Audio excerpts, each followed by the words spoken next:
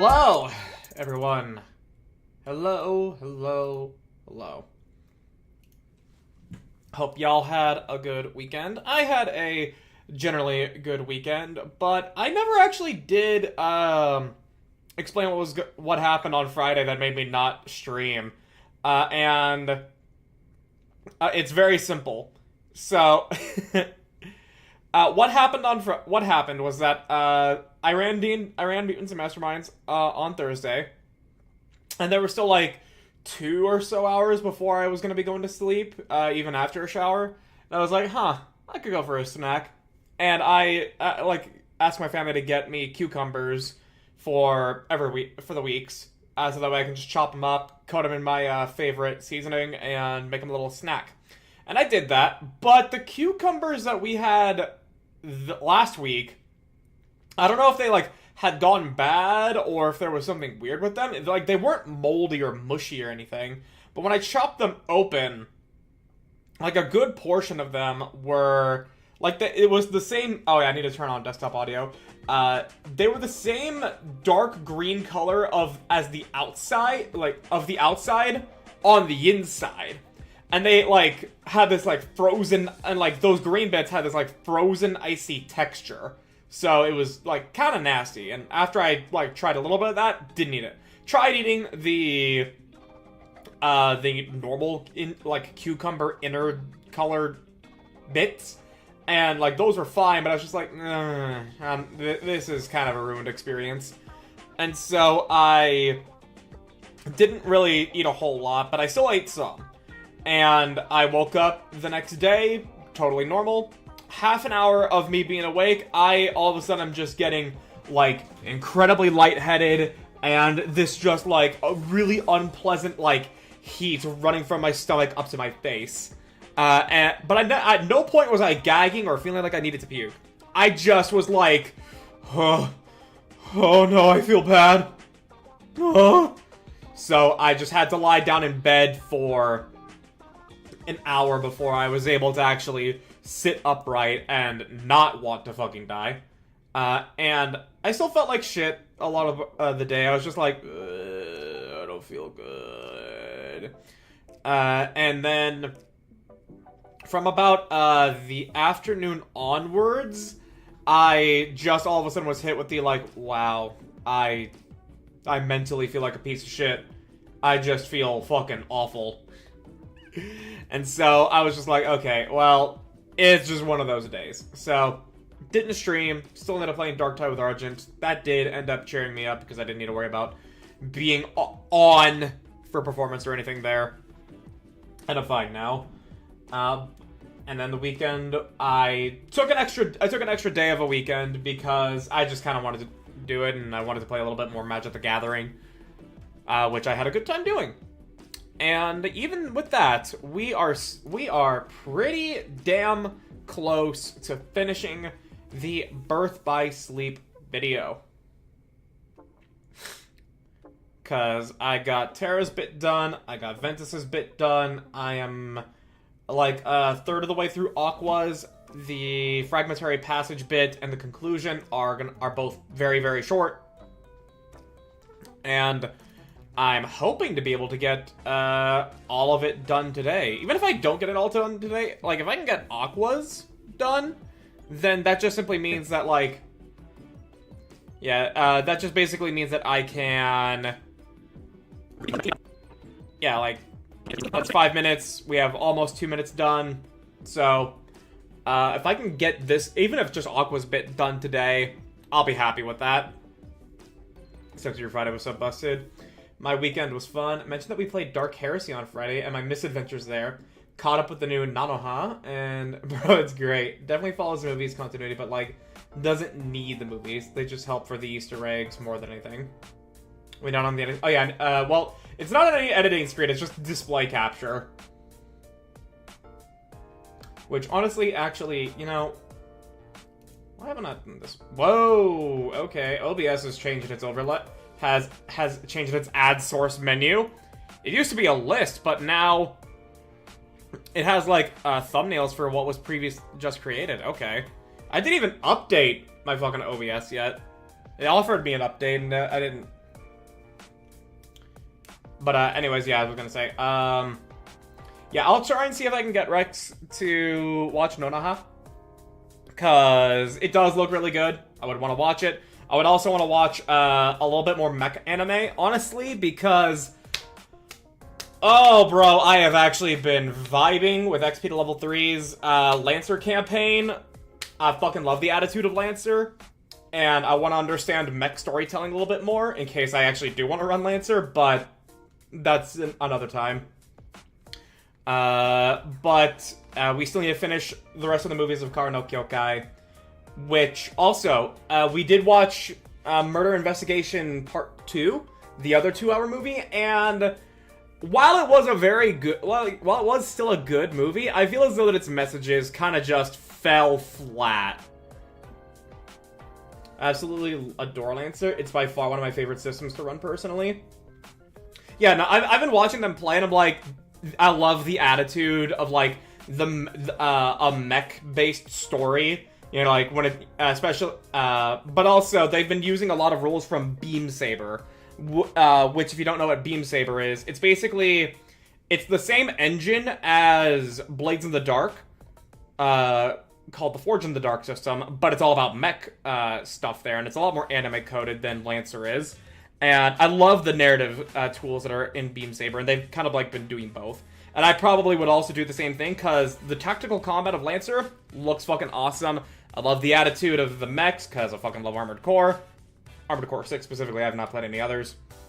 And then Beam Saber for the narrative stuff. It's fucking great. Yeah. Window capture. Add new window capture. There we go. Now I don't need to do display capture here. Just need to bring this down. Bring it down a little bit. Direct. Yeah, above react. There we go. And then we need to resize it properly. If you want classic mech recommendations, I can point you in the right direction. I've not been it enough to have input on the more modern stuff.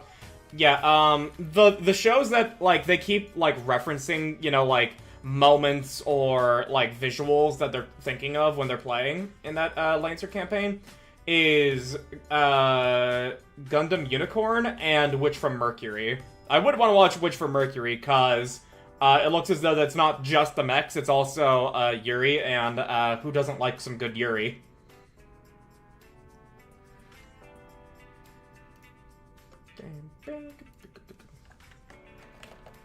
$1080, there we go.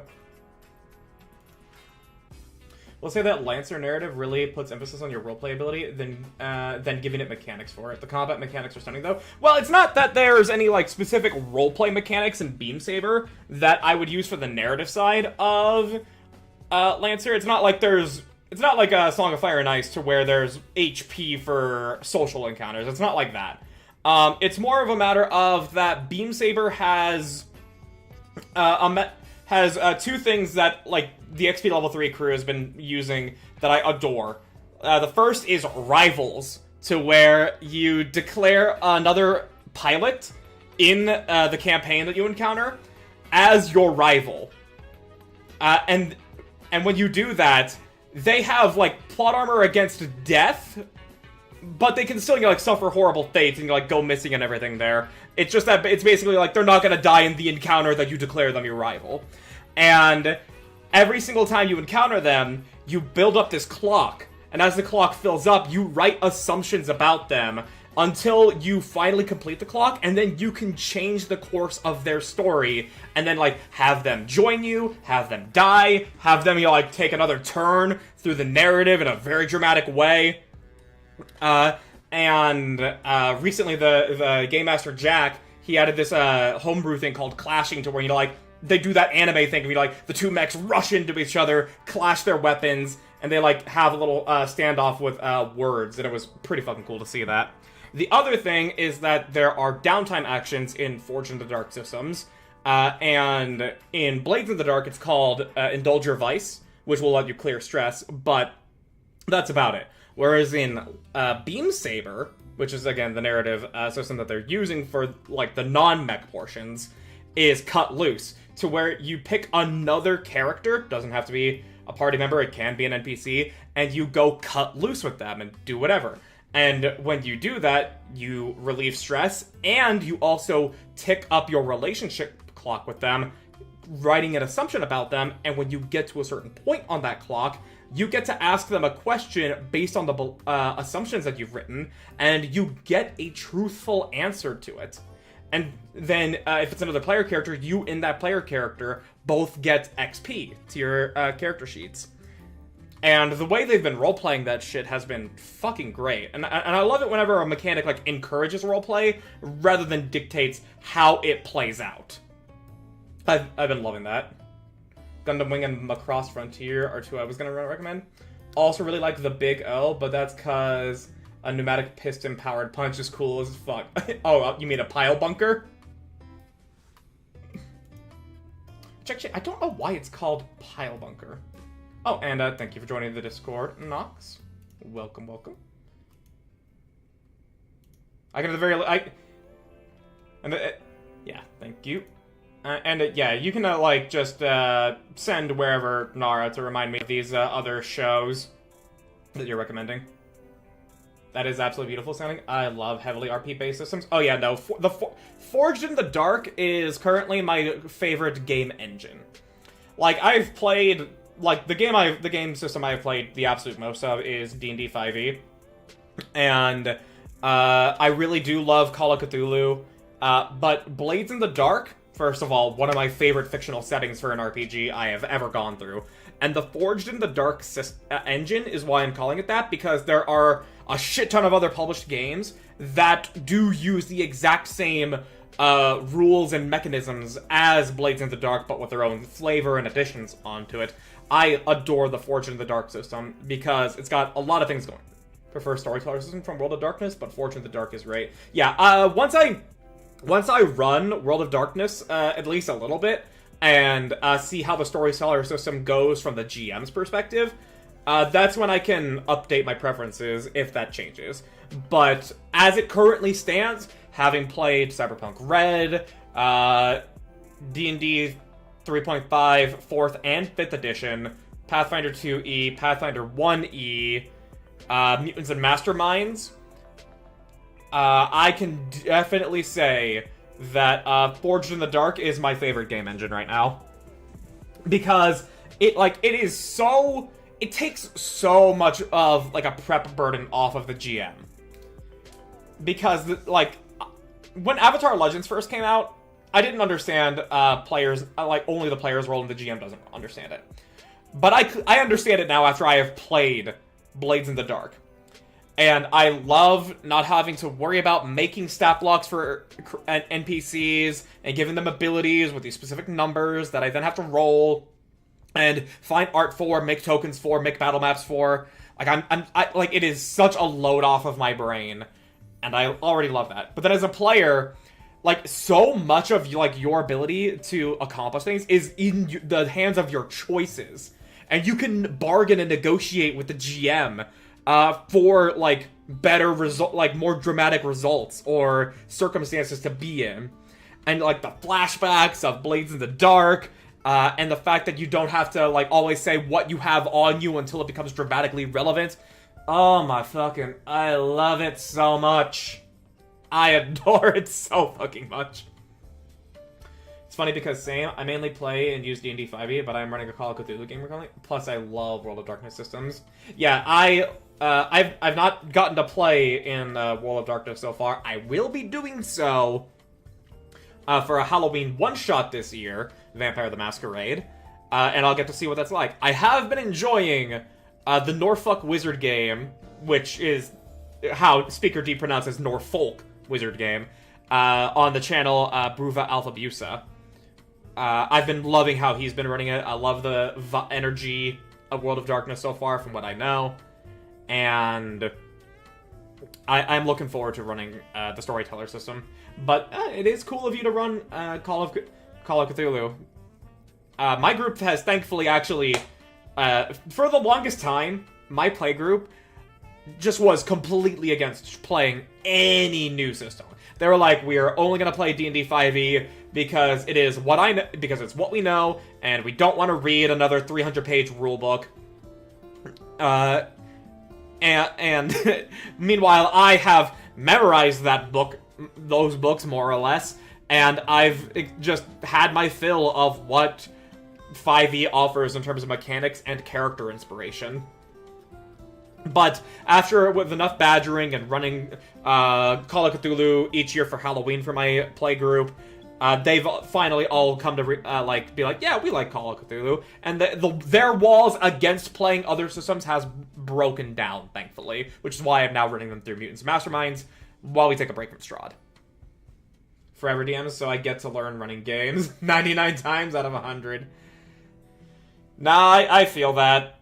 Like, here's the thing. I actually want to be a GM a lot of the time, because there's just, like, a lot of, like, settings I want to do. There's a lot of plot threads, like, that come up to my head. Like, you know, like how a lot of Forever DMs, or just players in general, will be like, oh yeah, I just have this character concept that I thought up, and I really want to play it, and you have, like, 5 billion characters, and you are ready to just pull out for a game or whatever. I'm not like that. I have, like, 2 or so that I just have that I'm like, oh yeah, I really want to play this type of character. But instead, what comes to my mind is more like, ooh, okay, how do I incorporate this god idea into my world building? Oh, that's a really cool map that I see there. How can I make an encounter for that? Oh, wait, but this is such a good plot thread for D&D. Oh, I really love this villain. I want to make him a villain in my next game. And shit like that. Like, my ideas are always going to being a GM. It's just that I don't want to run a game to where I have to... Like, I don't want to run super tactical games all the fucking time, because that's just burdensome. Especially when I just have to write everything myself. Done a ton of 5e homebrew, and have my own hyper-detailed lore and setting for it. Though it can work with any fantasy system. Have a ton of world building and lore writing for multiple settings of mine. Yeah. I haven't written anything, I just keep getting ideas. Because I am having to just focus on what's in front of me. Which is making my videos, making videos on commission, which, if anybody wants to commission me, by all means, I am always taking more on VGen.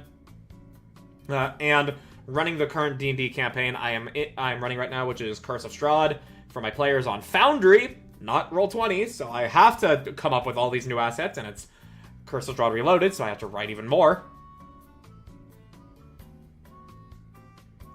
So, I just don't have the time and mental space to specifically write down world-building ideas I have, but I at the very least know that, like, when I'm done with Strahd and my players have experienced the other systems I want to run them through, and I've decided on what next game I'm going to run, like, I at the very least know that I'll be spending some time writing stuff for that. Actively I'm lifting 2 villains from Nikke for my Vampire the Masquerade game I'm running. Yes, yeah. I did have an idea, though, personally, and it's like part of the reason why I'm, like, really wanting to, like, get more into mech stuff, just so that way I can understand Lancer and Beamsaber's vibes more, is because, well, I can't necessarily just run Nikke for my group, especially if they are aware of Nikke, then I'm just being a fucking hack and everything there. And if they, like, either they have to not know a single thing about Nikke, not even me mentioning it, so that way they're like, wait, oh, okay, what's Lucky got going on?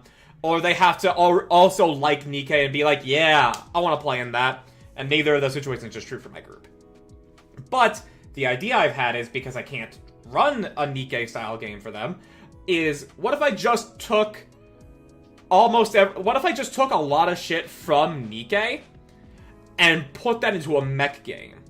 What if instead of the players being, like, cybernetically enhanced humans like Johan or an actual Nikke, what if instead they just piloted mechs that just so happened to have models and manufacturers that are very similar to the big three companies in Nikkei, and give them different names, and give my little spin on it, because Nikkei is the goddess of victory. And what if I just, made models that were based off of, like other gods of pantheons, and we still have the Raptors be villains, and we can fight giant mechs that way.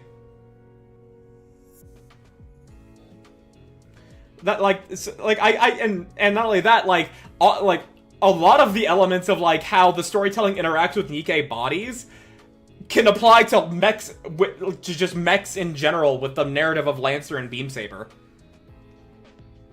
I was just thinking about it. Xehanort would make a good villain in Vampire the Masquerade 2. There needs to be a balance between light and dark. There's far too much light in the world, so I'll be the darkness that balances it out. I know that's not a good Xehanort impression, but you get the idea. Yeah, no. And, I mean, surely there's body snatching in Vampire the Masquerade, right? Obviously there would be a mage, because, duh, mages can do fucking anything. But body snatching would be possible in Vampire too, right? Sorta? How so on the, sorta? I mean, either way, even if it's not a part of explicit World of Darkness canon, great thing is that, DMs can just make shit up.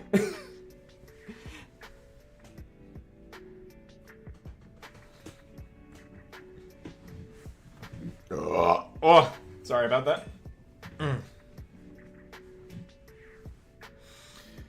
But yeah, that was that's what's been brewing up in my head so far. If you Diabellrise?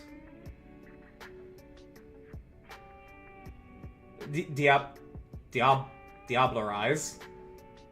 I think that's just a made-up word, so I'm not entirely too sure on the pronunciation, but Diablerize. That one, okay. Vampire cannibalism, and you are too weak, fail the roll. The one you are eating will take over your mind and have your body.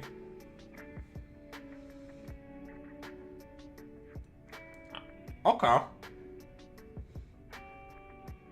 I mean, I can see how Xehanort could set that up if he were a vampire in Vampire the Masquerade. Yeah. That would be a cool idea. And also, it does lean into him, cultivating the darkness within someone. Actually just goading them into killing him and eating him. So then he takes over their body. Which is fucking metal. And I think that'd be really cool.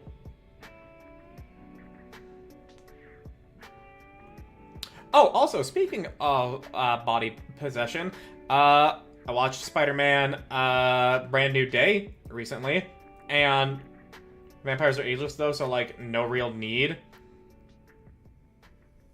Fair, but I mean it can be cool.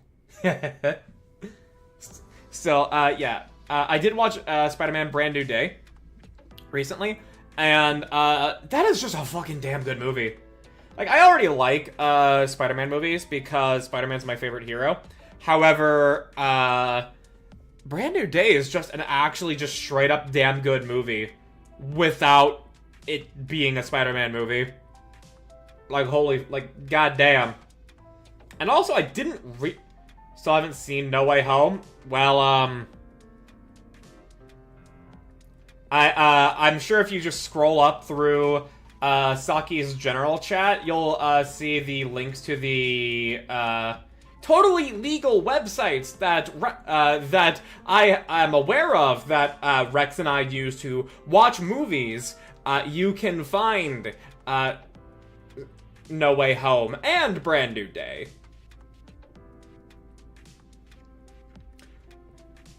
I'm sure you can find them. Yes, indeed. In a very legal manner that supports the official release. Definitely.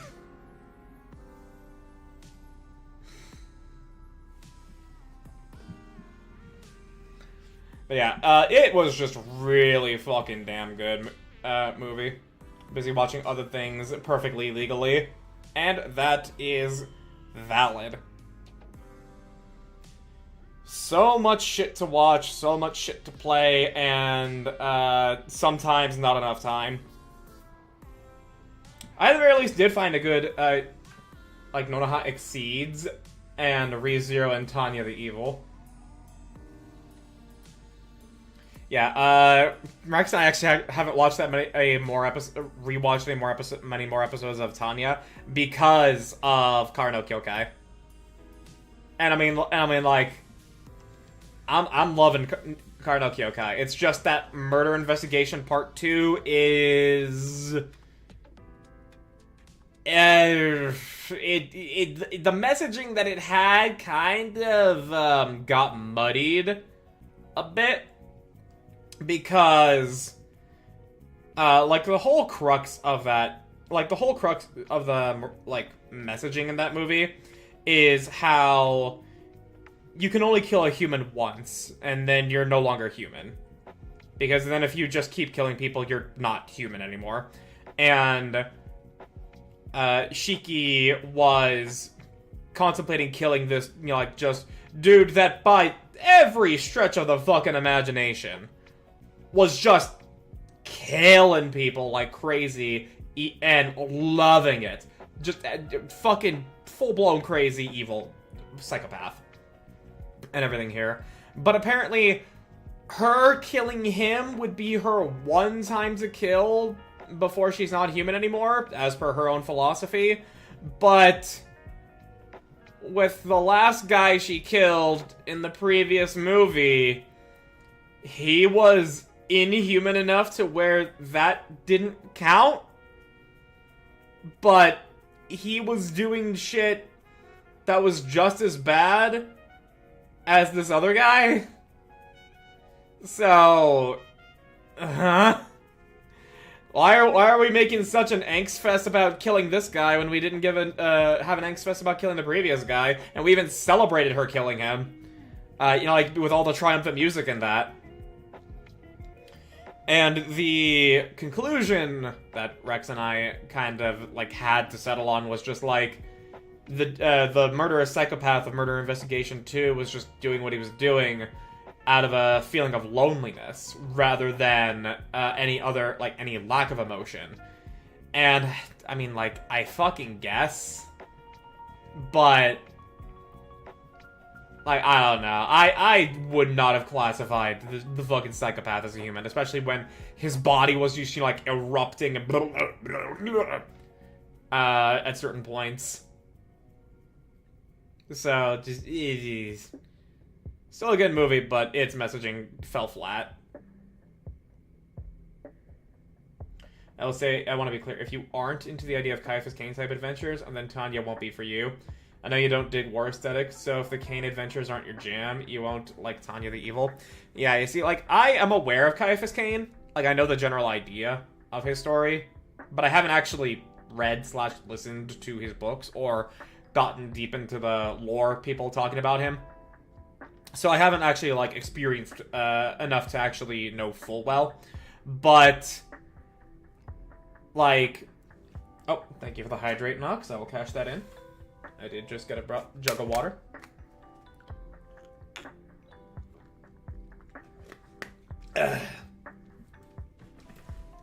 But yeah, so I wouldn't know how I feel about Caiaphas Cain's story. But, with Tanya, like, we rewatched the first 2 episodes before Kara no Kyokai came up, and then we've been watching that. But just from those first 2 episodes, I'm just like, is this my bias, or is this actually genuinely not appealing to me in the slightest? Like that, because when we finished for that night, and he was like, so how you feeling? I'm just like, well, whatever answer I give is gonna be colored by my negative experience of the last time, so I don't want to say, because we know what the answer would be if I answered based off of that feeling. But I want to see if anything changes. So, yeah. I love the idea of Tanya, but I literally have never been able to watch it. What's your reason for that, Nox? For me, I mean, like, yeah, I don't like military aesthetic, but also... And initially, on the first time I was shown it, it was that I fucking hated the idea of, even though that, like, Tanya hated this would-be thing pretending to be a god, that she still had to pray to him and reap the benefits of that. Like, that just was icky to me. But then Nara tried to paint it in a different light. I'm like, okay, I'll give it another chance. And I'm not concerning myself with that, knowing now that it's more of Caiaphas Cain fights God. But still, just like, what was happening? I'm just like, man, this is this my own negative experience, or is it actually just not appealing to me? Something about it just turns me off of it every single time. I feel you. I feel you. I at the very least have identified a couple of the things that turn me off. But, like, I'm at least gonna see if I can give it a shot. Cause if I'm actually missing out, if I'm actually missing out, then, you know, like, gem alert. Fine. I will concede that my biases were incorrect. But otherwise, it's so far on the short few episodes of rewatch, not for me, but I'll still give it enough of a chance as I can. Want a quick lore video of Cain for later? Yeah, sure. You can share that. Hello. Yeah, hello. Welcome. You know, we've actually been yapping for like half an hour, and I haven't even begun anything on the video so far for the stream, but you know, I like yapping. Like 23 minutes? Yeah. I'll watch that a bit later. Thank you. The Emperor's silliest clown fighting his funniest battles. I like that.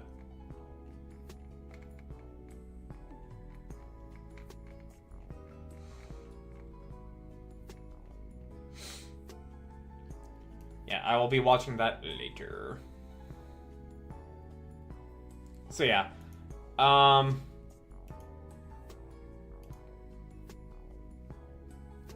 Yeah, I'll see how I feel about Tanya once we watch more episodes of it, but otherwise, I'm just not expecting much to appeal to me, but we'll see. My issue is I have a bad habit of deep diving into the lore of anime, and the like without ever watching it. As in, like, wait, with lore, do you mean like the lore in the story, like the world building, or do you mean like its production history and shit like that? Because I'm very much someone who just like consumes the media and then appreciates it, and if I really appreciate it, then I will want to talk about it. The story, background, lore, world building, all of that. Oh, okay. I mean, like, I mean that I think that's a decent way to enjoy it. It's just that I mean, if Tanya can't appeal to you when you're doing that, then like, might as well at least just move on. I was just being clear about it because I have never steered you wrong about story things, so anime recommendations fit that. Recommended Tanya, but wanted to be clear that I was recommending it on the basis of she's literally Cain. Lucky likes 40k. Why wouldn't he like this? Yeah, I mean, like, I like 40k because of a whole bunch of different things, but, like, if I were to hone in on any specific part, I don't think that magnifying glass would ever fall upon the Imperial Guard. The only time I think it would is specifically with the Fall of Cadia, but the Fall of Cadia was, like, just one of the biggest events in 40k history that involved, like, damn near fucking every faction. Just, like, not the Tau orcs or Tyranids, as far as I remember. The fact that you aren't aware of Kane makes me go, well, shit, he might not like this then. Yeah, I'm aware of Caiaphas Kane. I generally know his deal, but I don't know, like, any of the specifics. And so that lore video will, at the very least, give me a better idea of stuff. And then, like, with that new bit of, like, knowledge and everything there, we'll be able to help me see more of Tanya in a way that will give me a more informed opinion. And if it ends up not appealing, then, oh well. Kane is one of the better parts of the Imperium. I mean, I trust that. Probably the best part, not gonna lie. He's one of the few who sees it as a fucking mess. He's like, fuck, I gotta deal with this. Well, I appreciate that, then. I definitely appreciate characters in 40k that understand when the system is fucking awful. Like, that's why I respect Call and the Mechanicus. That's why, as much as people can make fun of the Ultramarines and Gilliman, I will respect Gilliman because he's trying to fix the Imperium. And that's why I am fond of a heretic story, because they're always like, yeah, the Imperium is fucking awful, and I'm gonna burn it to the ground.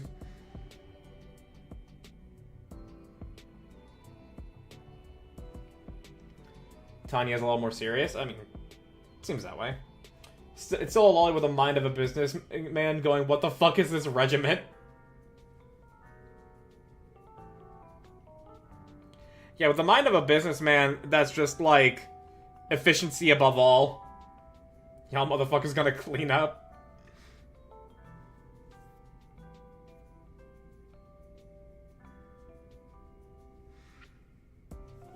Genuine coward who ran from a fight, encountered a scarier fight, went back and was told, you knew they were flanking us, you're a hero, and he keeps stumbling into success. Okay, yeah, no, that is fucking funny.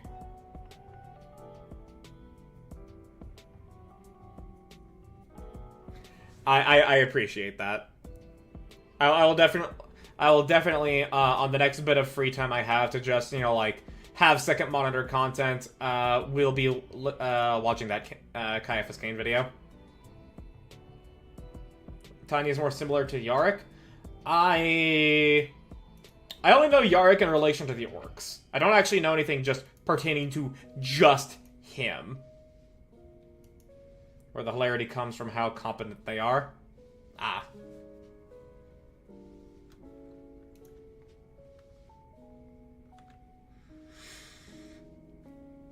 Man, there's so much shit I need to, like, listen to and learn. Like, soon Argent is gonna be a better 40k lore person than me.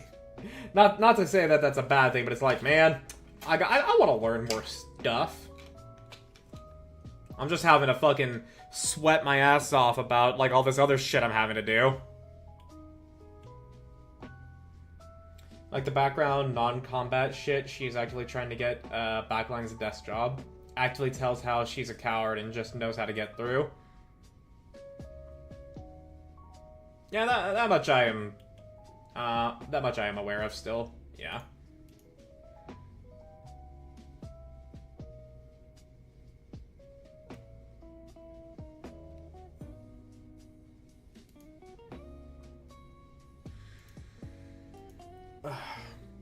So, yeah, we'll see how Tanya ends up for me.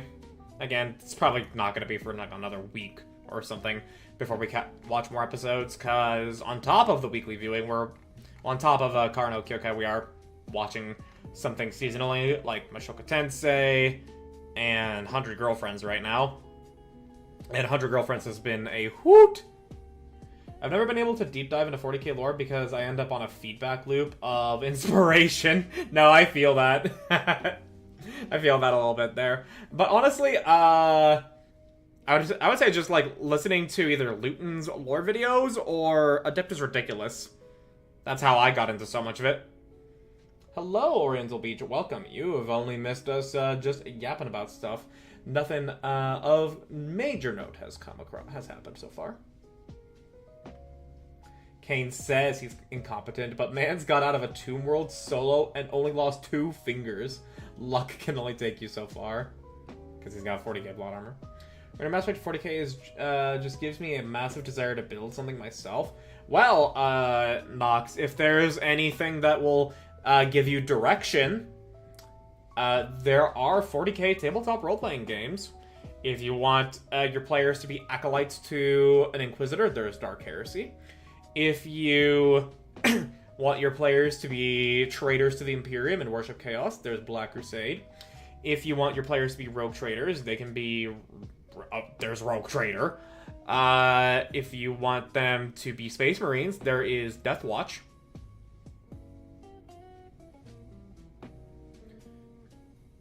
That may or may not be a literal force, because 40k is dumb like that, and I love it. Yeah, it's a silly setting. Just as much ridiculous as it is fucking depressing. Need to get further into those systems to see how I like them and if I want to run them. Fair. Because I've played Dark Heresy and Black Crusade. They are generally fun because of their tacticalness and the fact that it's fucking 40k. And in Black Crusade specifically, the mutations and gifts from the Dark Gods can be really, really fun additions to your character and the game. However, I haven't played those in like fucking 10 years, I think, at this point now.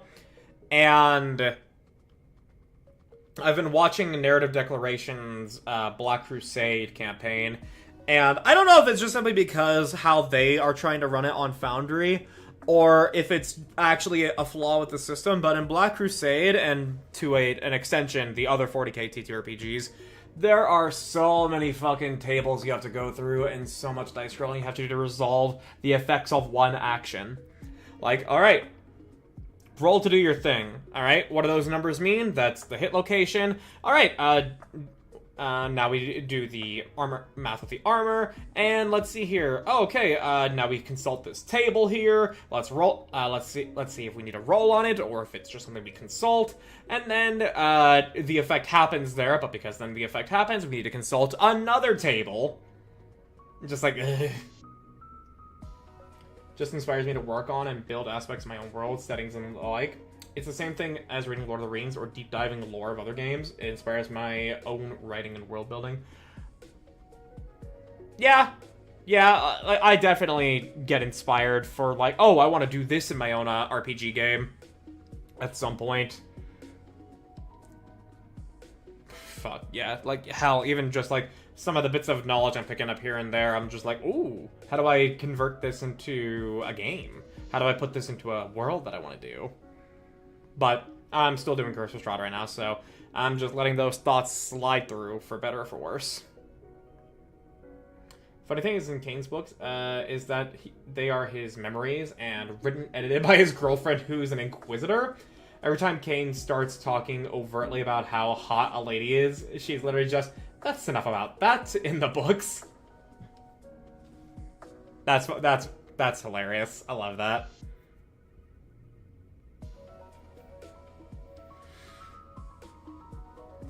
Okay, but we've already been here for nearly an hour, and I still want to at least get some editing done. We'll still keep up with the yapping, but you guys are going to at least see me do some work now.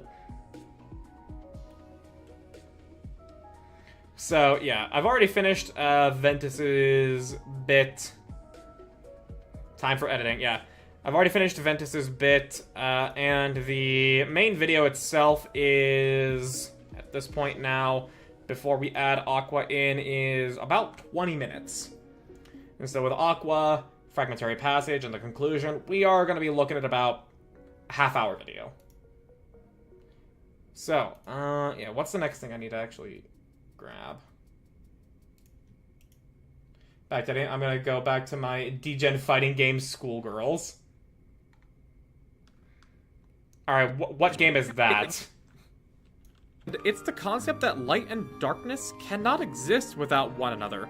Coupling Anime, that with okay. describing the actions and emotions tied to these forces, it's almost described as yin and yang. It's a good lesson, honestly, and it plays into how Terra's struggle plays out, and even harkens to how Riku's develops through the rest of the series. Oh, right, yeah, right, I fucking downloaded... the next thing was Riku's, thing here.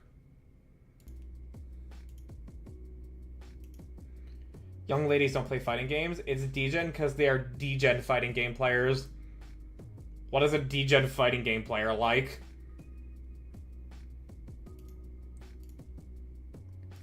Additional footage. Where is it? Reach enemies, Riku, ending cutscene. There, motherfucker. Motherfucker. There we go. Sweaty, they lab. They know positive or plus or minus frames. Okay, well, I don't know what lab means, but plus or minus frames, I assume that just means they know frame data. Am I correct in that? Training room. Did they... Okay, why is that D-Gen? Shouldn't literally every single person who's playing a fighting game and doesn't want to actually just button mash use the training room? It means they're sweats? I mean, like, I understand that's the message that's being conveyed here, but I don't know why them using the training room makes them sweaty.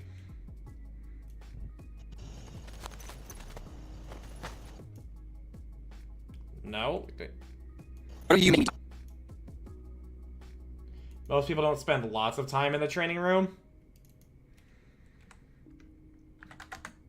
I mean, valid. They're sitting there repeating inputs on a bot for hours. Okay, that is sweaty. That is D-Gen. Okay. Between the road lights and the road to darkness. Because just the idea of them using the training room makes them sweaty just it seems so fucking foreign to me. No. There we go. This is the shot that I wanted.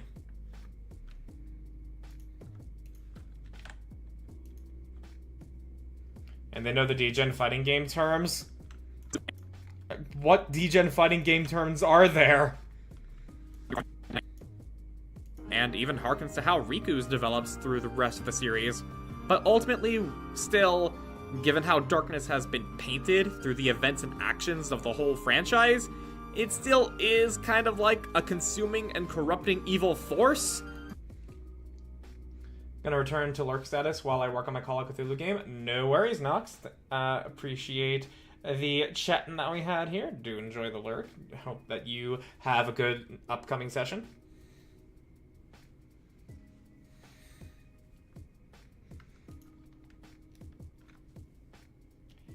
Okay, so... Quote. Okay, you're quoting them.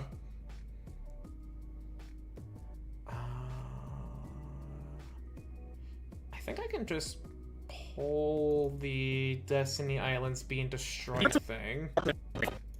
Yeah. Do young ladies FADC into Ryu Ultra 1? Do we get to know what FADC means? And Ryu Ultra 1 sounds like a ranking in a competitive ladder, if I had to infer. And the anime has to explain it.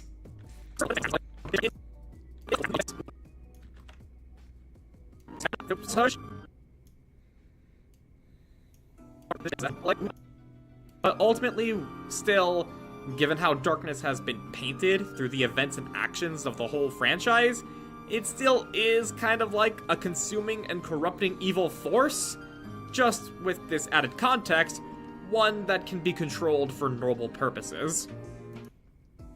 Brother, it's an input combo. That's the shorthand name of it.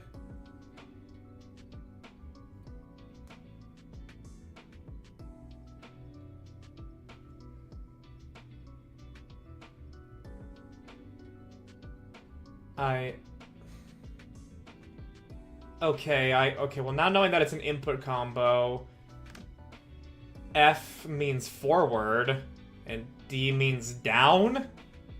I don't know what A or C mean.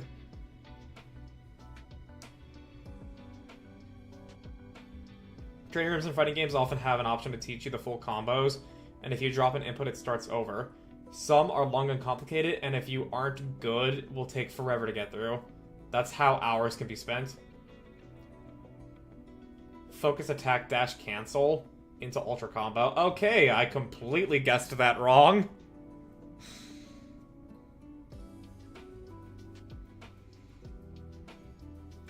Yeah, I thought it was like...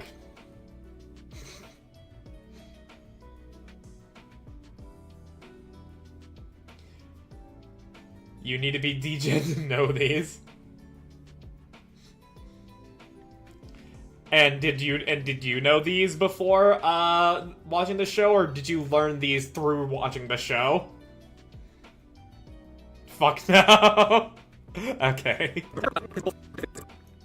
Just with this added context, one that can be controlled for normal purposes. I barely remember numpad notation. What?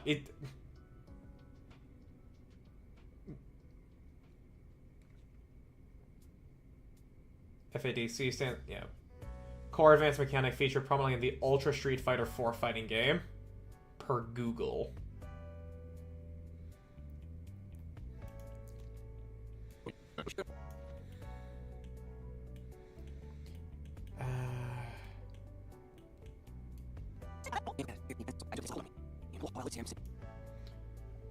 Five is the center of your stick.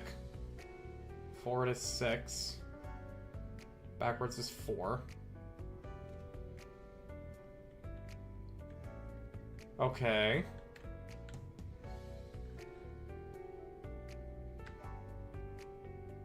Wait, they fucking notate the fucking just up, down, left, right, and diagonals with numpad?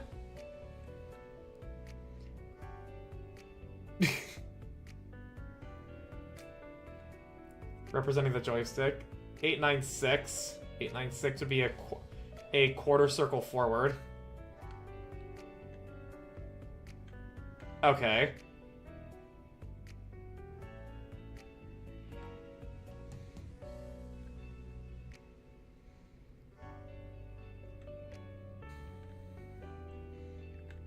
Okay, but how did the need for this numpad notation arise? Like, I'm not gonna say there is no need, because clearly I don't understand fighting games, and I don't intend to, but I can't imagine what need arises.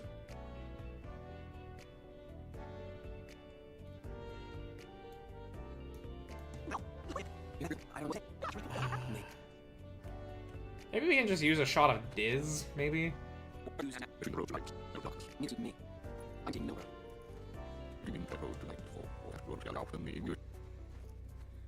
Yeah, I think we can just use Diz here. Easier to tape 896 than quarter circle forward every time.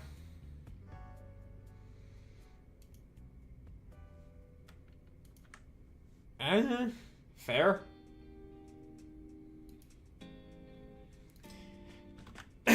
Yeah, I mean, I guess that's fair. I just would have probably been, you know, like, just up and around. Like, up and around to the right, or something. But then again, that's me thinking about saying it out loud and not doing a written guide. So, with a written guide, that's fair. Just with this added context, one that can be controlled for normal purposes.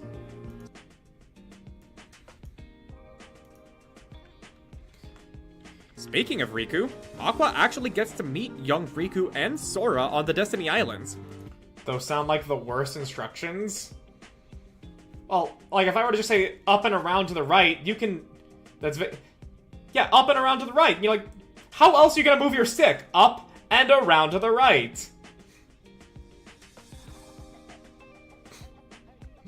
Like, obviously on a written guide, that's not gonna work, because that's way too much time typing it out and just cluttering the screen.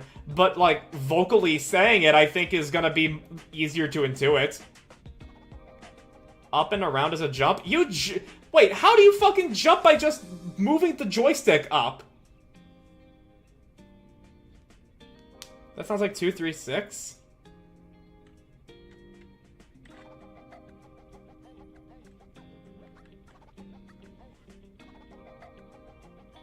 Joystick up is a jump, yes. I thought there was a dedicated jump button. At the very least, I remember when I was playing Mortal Kombat as a kid with my brothers.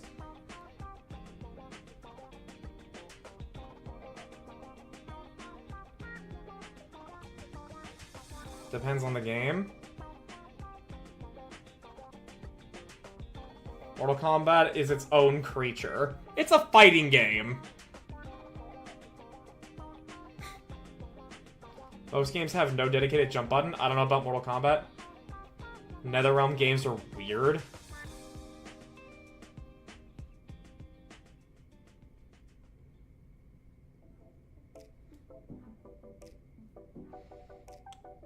Okay. I would not have thought. I would not have imagined that. Really. Speaking of Riku, Aqua actually gets to meet young Riku and Sora on the Destiny Islands. And here she gives them an important lesson and requests them to always look out for each other, no matter what. Okay. So that's that VOD for Aqua. It's definitely not the first stream. Yeah. But yeah, I just thought that, you know, like, because fucking, like, every game, like, the only fighting game I've played that didn't have a button that was used for jumping was For Honor. How would you explain 689? That's Shoryuken, the uppercut move from Street Fighter.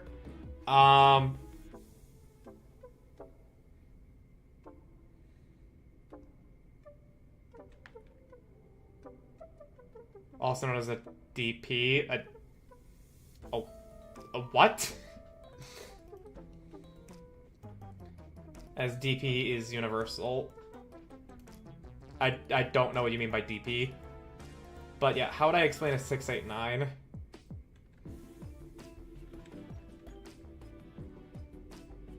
I mean... Yeah, I wouldn't, because the first thought that came to my head was zigzag up, but that could very easily be, instead of going to the right, it would be going to the left.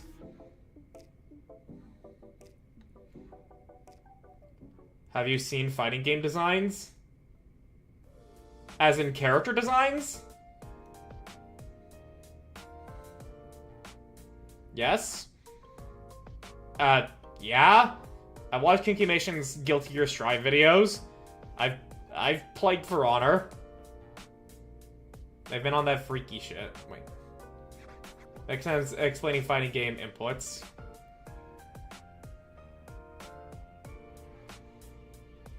But see, now I'm just like starting. Now I'm like, when you're imagining with that 689 there, I'm just like, how the fuck does your stick not just read itself going to either the 9 position or the 5 position here as you're trying to cross from 6 to 8?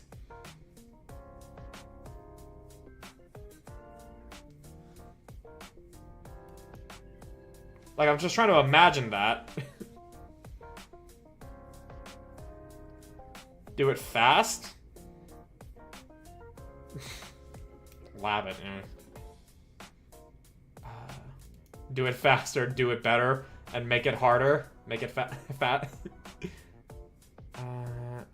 Do we end up at the Destiny Islands on this recording? No. Lava didn't learn the timing.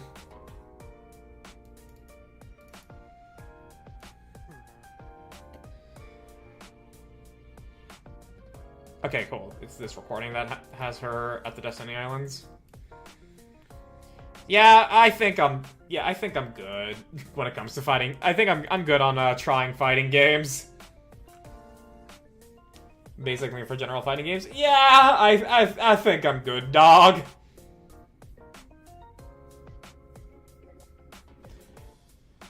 Like, the only one that I actually cared about getting good at all was For Honor, and For Honor is no thank you anymore. Used to be moderately competitive in BlazBlue, so I have passing knowledge of some stuff. Never got that deep in the weeds, though. Every game has their own slime. Is that another fighting game term, or is that just your description of it?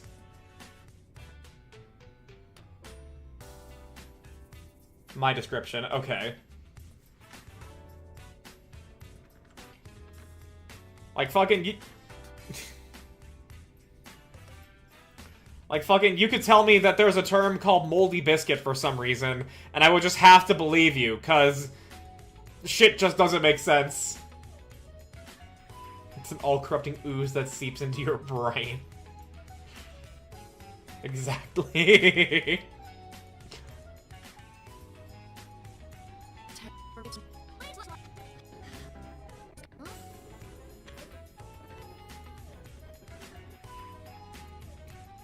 It doesn't make sense unless you're a D-Gen.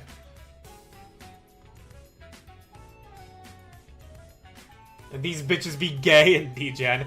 Is it the typical, like, oh, look at these cute girls doing cute things, aren't they gay type thing, or is it actually a Yuri anime? A little bit of both? Uh-huh. Speaking of Riku, Aqua actually gets to meet young Riku and Sora on the Destiny Islands. And then we move that over a little bit. I wanted to like Skullgirls, but damn, the 6-button fighterness. What are the what are the buttons? Cause I'm gonna use PlayStation button names here. So you have X, square, triangle, and circle. And of course the D-pad. But then where are the other two buttons? Plus R1 and R2. Okay. What is a rivalry if not homosexual usually? Fair.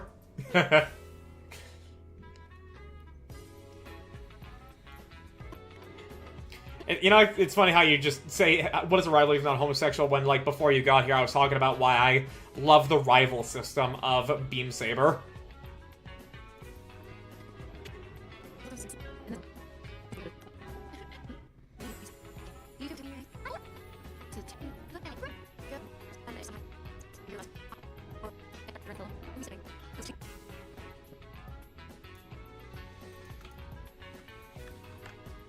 Square, triangle, plus R1 punches, light to heavy. X, circle, R2 is kicks.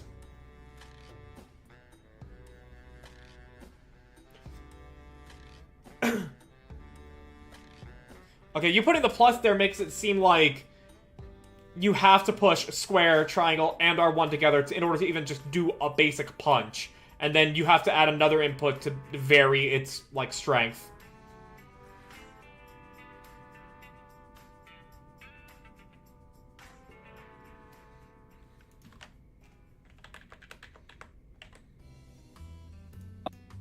On the Destiny Islands, and here she gives them an important lesson and requests them to always look out for each other, no matter what. It's a very cute moment that already does shape some of what is to come in Kingdom Hearts 1 and onwards, but it gets even better when she visits Radiant Garden. In Kingdom Hearts 1 and onwards, but it gets even...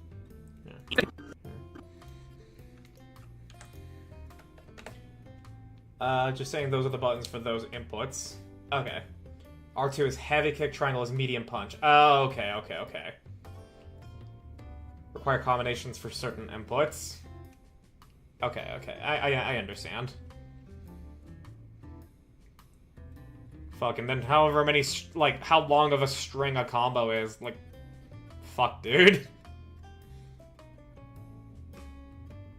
No wonder fighting game tournaments need to pay out so much just to cover up all those hours that you're just spending memorizing button inputs. And perfecting to make sure that your memory doesn't overlap.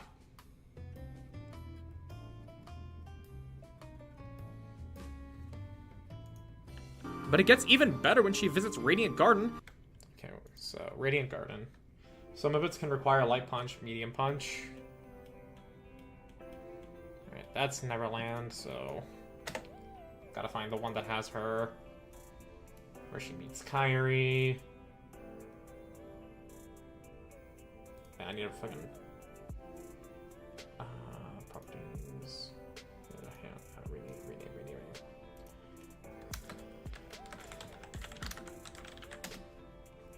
There we go.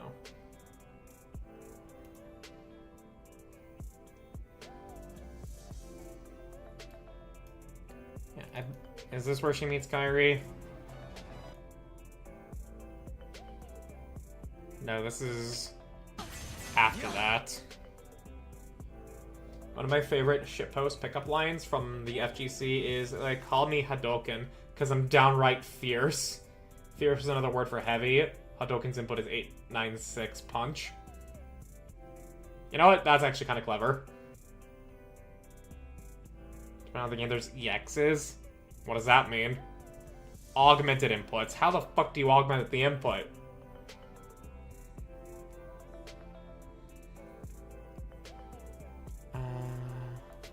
That's stream.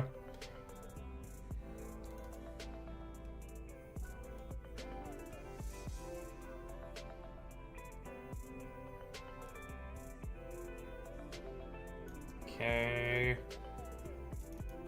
And this is the first stream, isn't it? Wait. Oh, wait.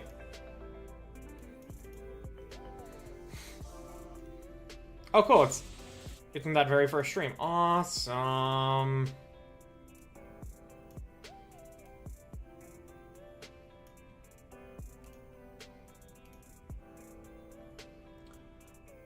That usually take meter. The previously mentioned L punch, M punch, and so forth.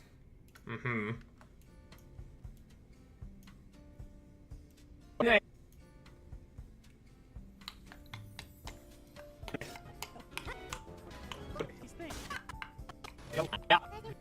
There's Kyrie. There's little baby Kyrie. Wait, that's my stream.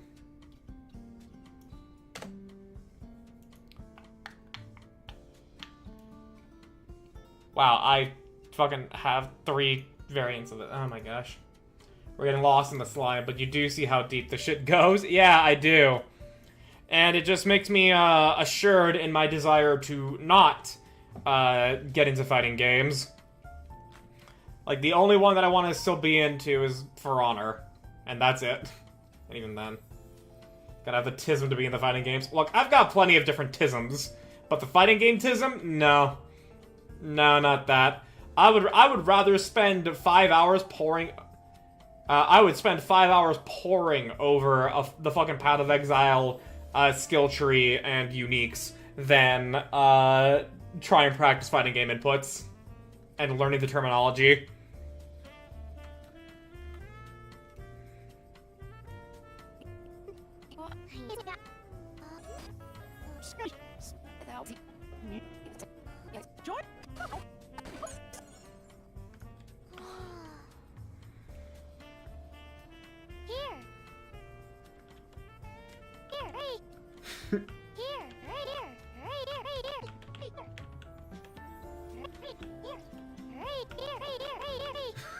I'm sorry. It's just funny to do that every single time.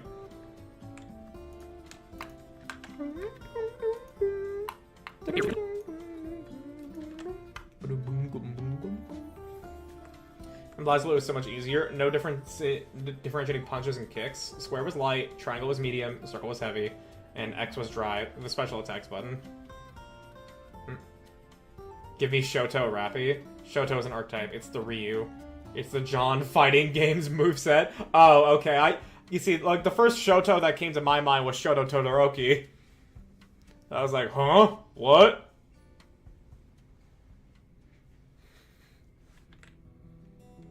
But it gets even better when she visits Radiant Garden and meets little baby Kairi.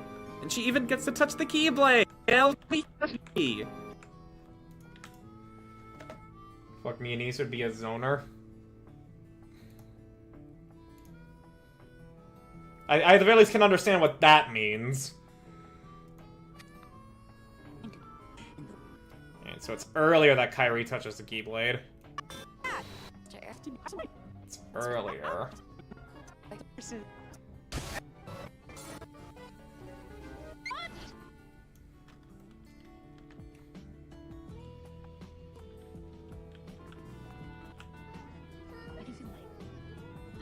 Wait, is it really just...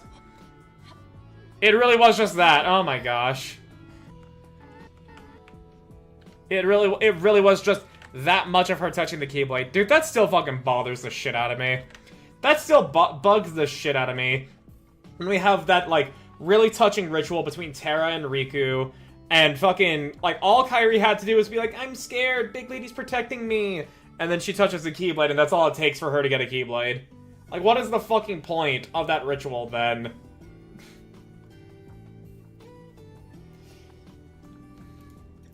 In the grand scheme of, like, these things happening. We're lucky Nomura remembered her to begin with. And she even gets to touch the Keyblade.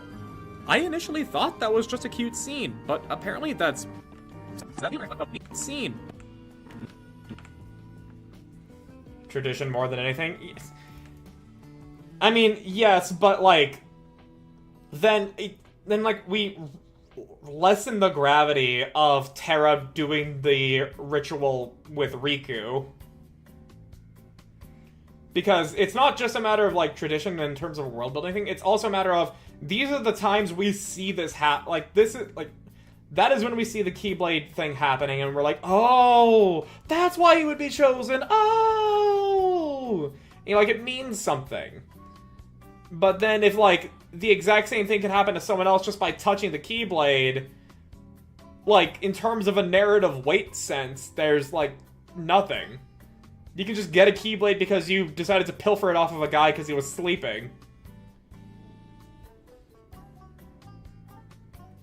I can switch from Kingdom Hearts games to Kingdom Hearts Rage if you want. I'm just complaining about this one thing. Kairi's still 100 years. Sakura's better, and her own daughter didn't even think she was her mother. Nomura doesn't know how to write. This isn't about. This isn't a writing women thing. This is just a general writing thing. He came up with a pretty, like, special way for people to get Keyblades. Like, by a ritual of inheritance from other people. But then he was just like, no, that actually doesn't mean anything. You just have to touch the Keyblade. Like, that's what bothers me so much. But apparently that's all that's needed for the person to be destined to wield a Keyblade in the future. Which, without the ritual that Terra did... He has great ideas. Implementing them? Fuck no. Sora also ultimately didn't get his Keyblade from inheritance because he got it, he has Ven's heart inside of him. That is still a level of, that's a level of being special, though. That's a level of special circumstance. That's not, that's, like, because it's, like, imagine, so to say how much he fucked over Kairi without him playing Kingdom Hearts 3. But, yeah, like, the whole Keyblade acquisition thing is, it's basically, like, it's basically, like, Riku was met by fucking All Might to inherit a Keyblade. And that Keyblade was gonna drop into Riku's hands from a building as he was walking down the street. But, Riku got kidnapped, and then Sora was just walking down the same street, and it dropped into his... Well, yeah, well, actually, no, that doesn't matter. Yeah, that's how Riku would. He was chosen by All Might. And then Sora got his... because, I'm trying to find an analogy here. But, you know, like, it's because of a special it's still the point, it's a special circumstance around the two of them.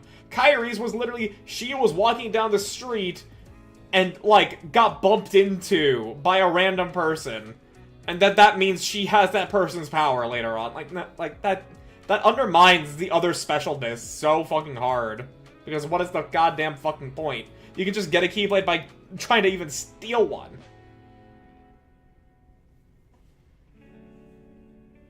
On the Princess part, I think, because it's a spoiler for the entire concept of Princesses of Light got swept away too. Wonderful. But apparently that's all that's needed for the person to be destined to wield a Keyblade in the future. It was a game of all time. You guys can keep complaining for a moment. I do just need to go to the bathroom and pee real quick.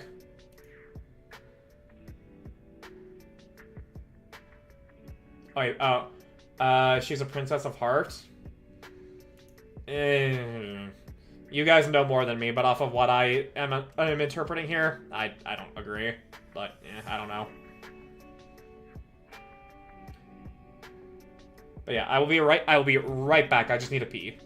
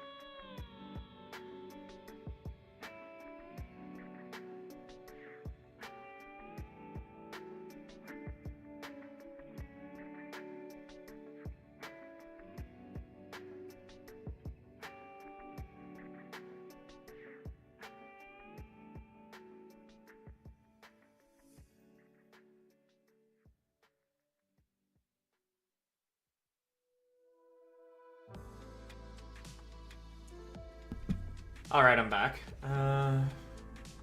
End of 3 is great, mostly, but most of that game is definitely the game of all time. Girls are so underutilized despite the cool shit they can do. I can see that. Like the peak into the universe where Nomura got to finish versus 13 and see if he really planned it to tie to Kingdom Hearts anyway. So we see him have to give his 2 games of story in one because 13 is cancelled. I mean, just talking with Nomura would be great in general about that.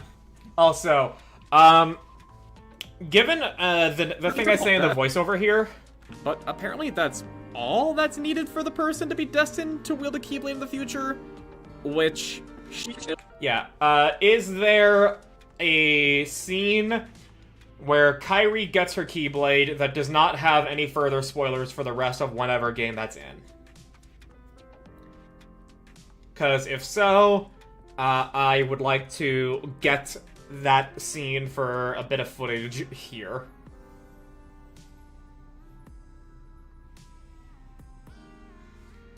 Kingdom Hearts 2?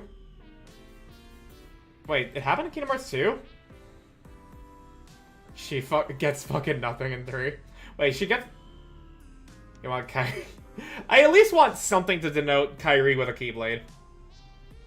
Her being handed a Keyblade by Riku.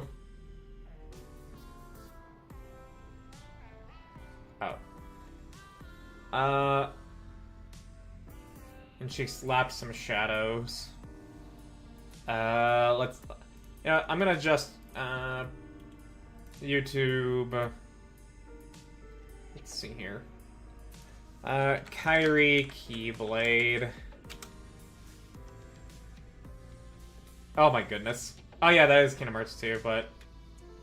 Okay, well that's Kairi wields and gets her own Keyblade. Right, I forgot that was in Kingdom Hearts 2. I genuinely fucking forgot that.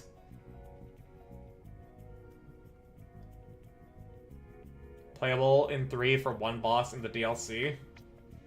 Okay. Yeah, I did genuinely fucking forget Kairi getting a Keyblade in Kingdom Hearts 2. Poor girl, man. Oh, you did now. Yeah.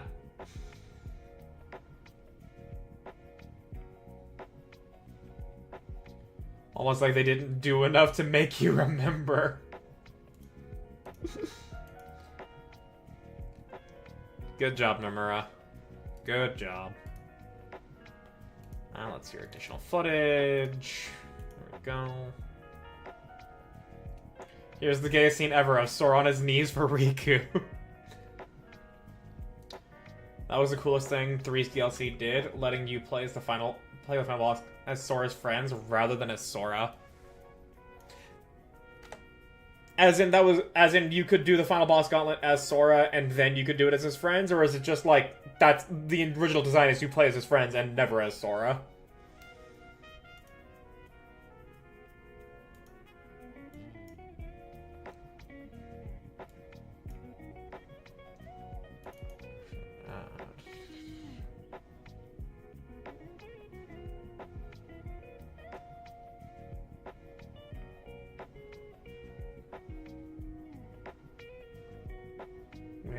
Where is it?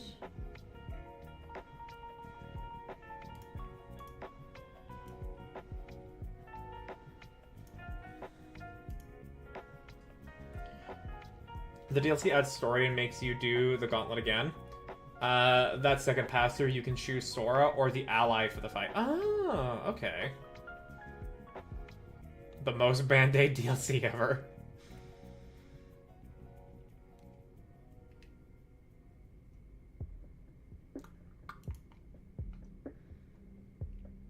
That's also when they fixed the combo speed. Oh, was it slow as shit or something?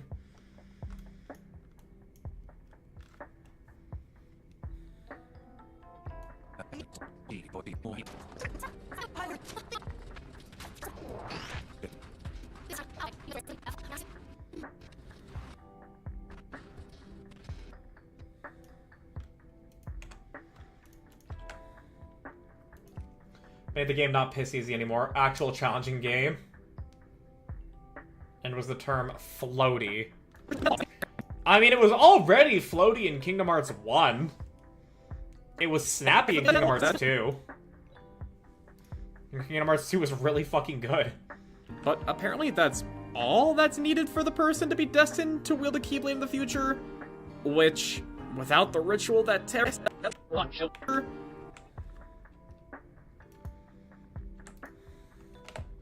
They also built a mechanic involving shot lock, where you can just zoom in on enemies. Uh-huh. Which, without the ritual that Terra did, I don't really like that. I'm excited to see Kairi get a Keyblade, don't get me wrong. Oh my gosh, yeah. I even said I'm excited for her to get a Keyblade, and I did genuinely just forget that she got it in Kingdom Hearts 2. I'm sorry, Kairi. Look like shit though, because you constantly have to pull up the shot lock reticle. Between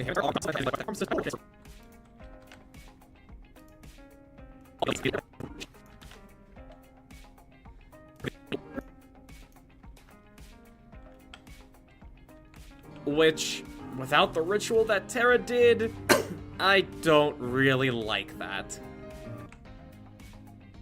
This order is just DMC pulls himself to enemies with the chain.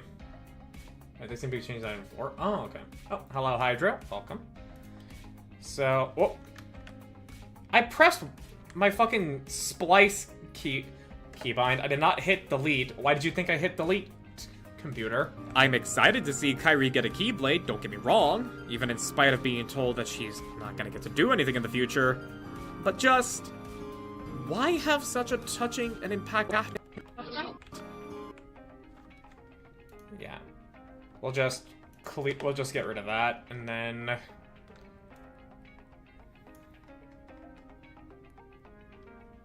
we'll fix the timing of the music otherwise after that. Why have such a touching and which, without the ritual that Terra did, I don't really like that. Why have such a touching and impactful scene with Terra and Riku doing the ritual when just touching the Keyblade is enough? Either way, while everyone in this game does play an important role in shaping the events of the story from Kingdom Hearts 1 onwards, I'd say Aqua has the most influence. She makes sure Sora and Riku are there for each other.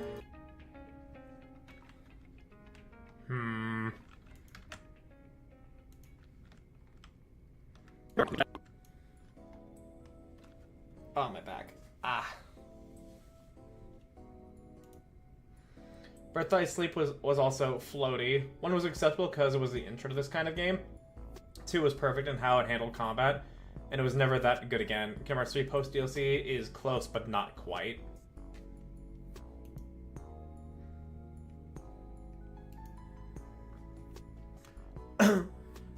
And I don't need to like enter any DLC content to experience, like really snappy content for Kingdom Hearts 3, right? It's just there from the jump, or like as you progress through the game normally.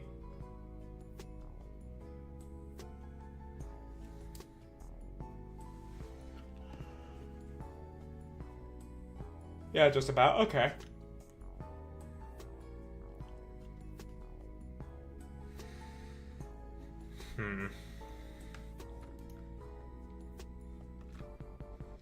The DLC is practically post-game. The DLC also added critical mode. Oh, cool. Crazy how that's not on release, given that's a very, very fun way to play the game. Either way, while everyone in this game does play an important role in shaping the events of the story from Kingdom Hearts 1 onwards, I'd say Aqua has the most influence.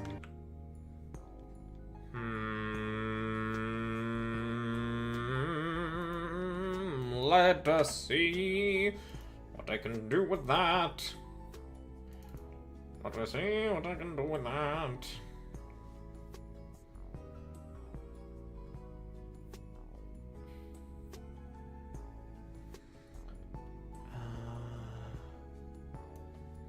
Yeah, let's take a look at the intro movie again.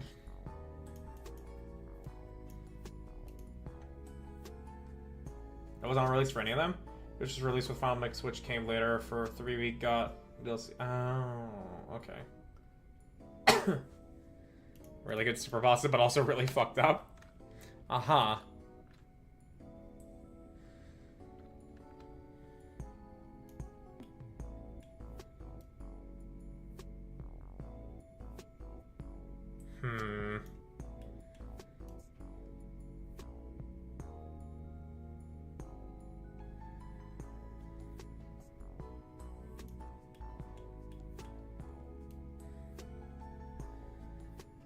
Okay, probably not that then. What about Fragmentary Passage? Did you... Yeah, I did basically everything in 2. Like, there were a couple things I didn't do, like the fucking... I didn't actually finish the skateboard stuff, but also just... Fuck that. Everything Organ 3 is Lingering Will. Oh, that's gonna be fun. Only skipped half the Mushroom 13. Yeah, I didn't do the mushrooms. I didn't do the skateboard. I didn't complete the skateboard.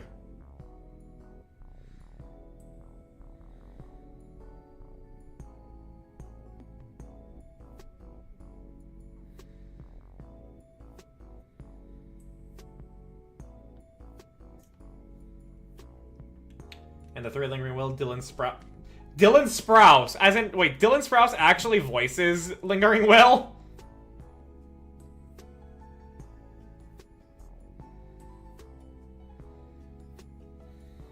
Because if so, that's fucking funny.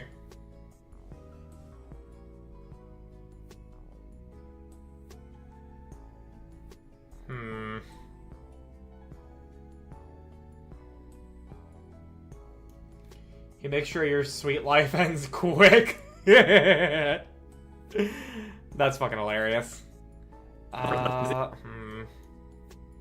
Either way, while everyone in this game does play an important role in shaping the events of the story from Kingdom Hearts 1 onwards, I'd say Aqua has the most influence.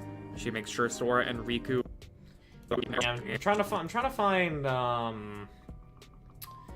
good thing to show here. Everybody, like, has influence of the events of Kingdom Hearts. And I guess I can,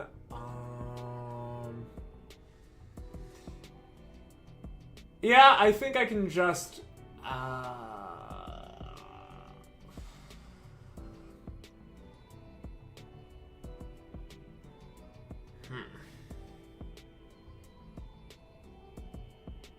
I'm so excited for one specific reveal in Kingdom Hearts 3. The coolest bit of the game, in my opinion. Okay.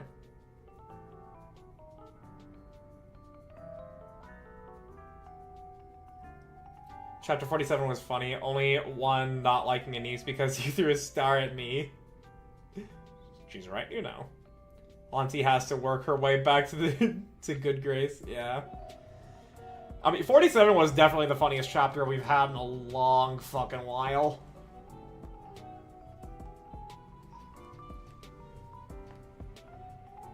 And 48, oh my god, dude, 48, holy shit.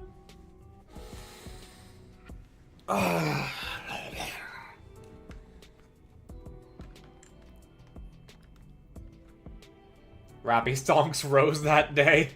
Mostly.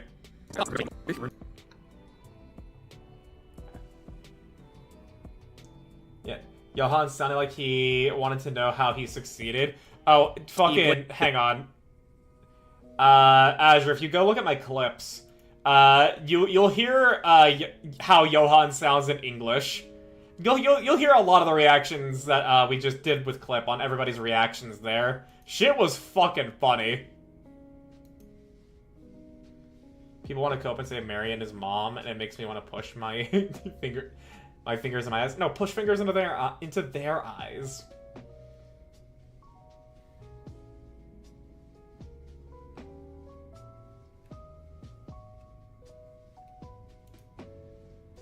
It's a Slipknot. Oh, right, yeah, Slipknot. A band my mom loves, and I thought I liked when I was an edgy teenager, and, no. Fucking, when Psychosocial comes on every now and again, when I'm in the same room as my mom, she's like, oh, Lucky, it's your song! And it's like... You do realize I don't listen to that shit anymore, right? You do realize I was just being an angsty teenager, right? Great version of Neon as well. Like, she does look grabby. It's just the fastest and most deadpan realization in her voice. I loved everyone in that scene. I loved him so much. Either way, while everyone in this game does play an important... Yeah. I think I can pull trailer stuff for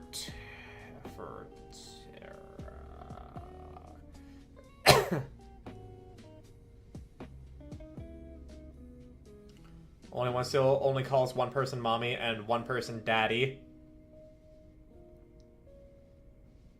Yeah, that, like, and that's as far as it goes.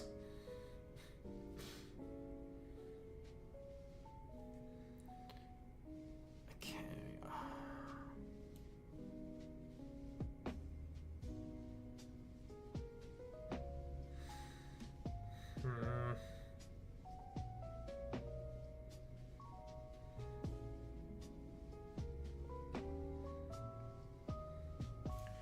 Okay, I think that's a decent shot for this, even if it's not fully accurate. And Ani's feeling distraught about it because she knows she's in love with the commander, but can't bring herself to say it. And the answer, she sees herself as a daughter because she only calls, yeah, little sister. So, like, Shift up out here confirming some stuff. Either way, while everyone in this game does play an important role in shaping the events of the story from Kingdom Hearts 1 onwards, I'd say Aqua has the most influence. From Kingdom Hearts 1 onwards. And then... We can just... Can't believe I have a higher streak here than on Arjun's channel. I mean, to be fair, I stream more days than Argent.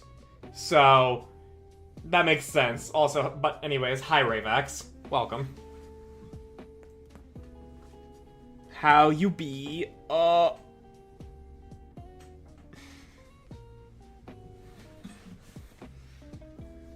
Anis doesn't need to be jealous, let's be real. I mean, like... It's when it, like... Rappy would be more happily bang her, too. We love a bisexual wife. I'd say Aqua has the most influence. She makes sure Sora and...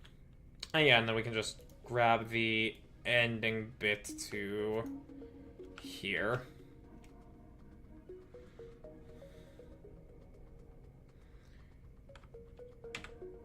Not only Arjun's internet likes to flicker and it destroys my streak too many times. Yeah.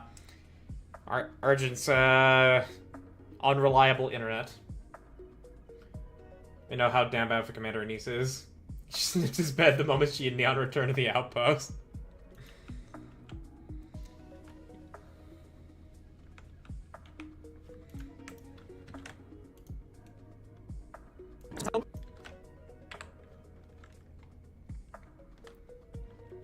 I'd say Aqua has the most influence. She makes sure Sora influence. Okay, so we want to just slow this.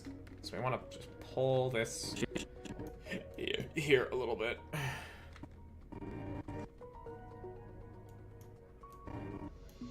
And then there we go. The threesome would be more than warranted. The whole bed would be annihilated. Anise and Rappy definitely know the other's hot.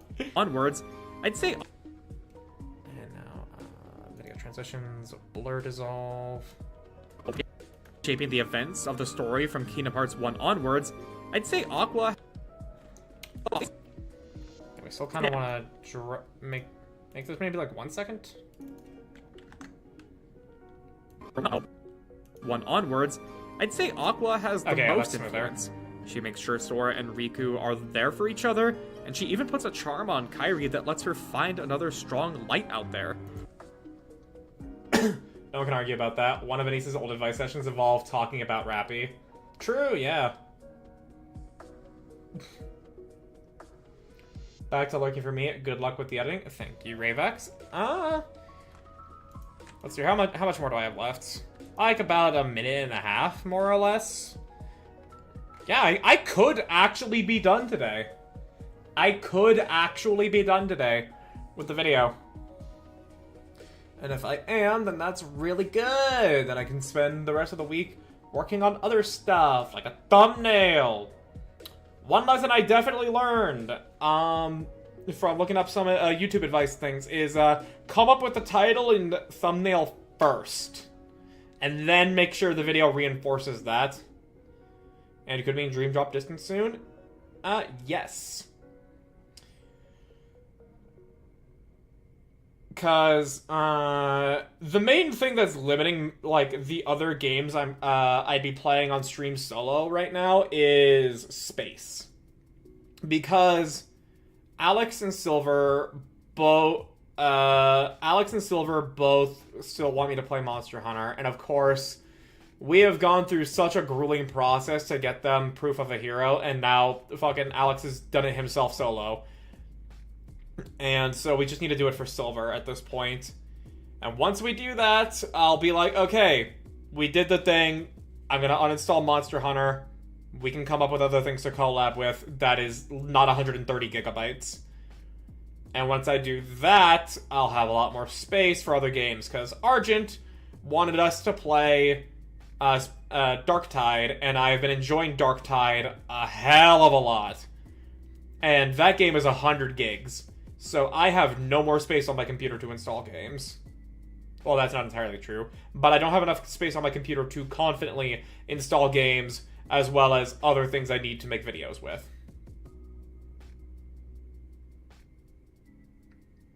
They were until Rep BP mode at the earliest. They were aware you don't go to war with each other without getting even a little gay. Something Marines.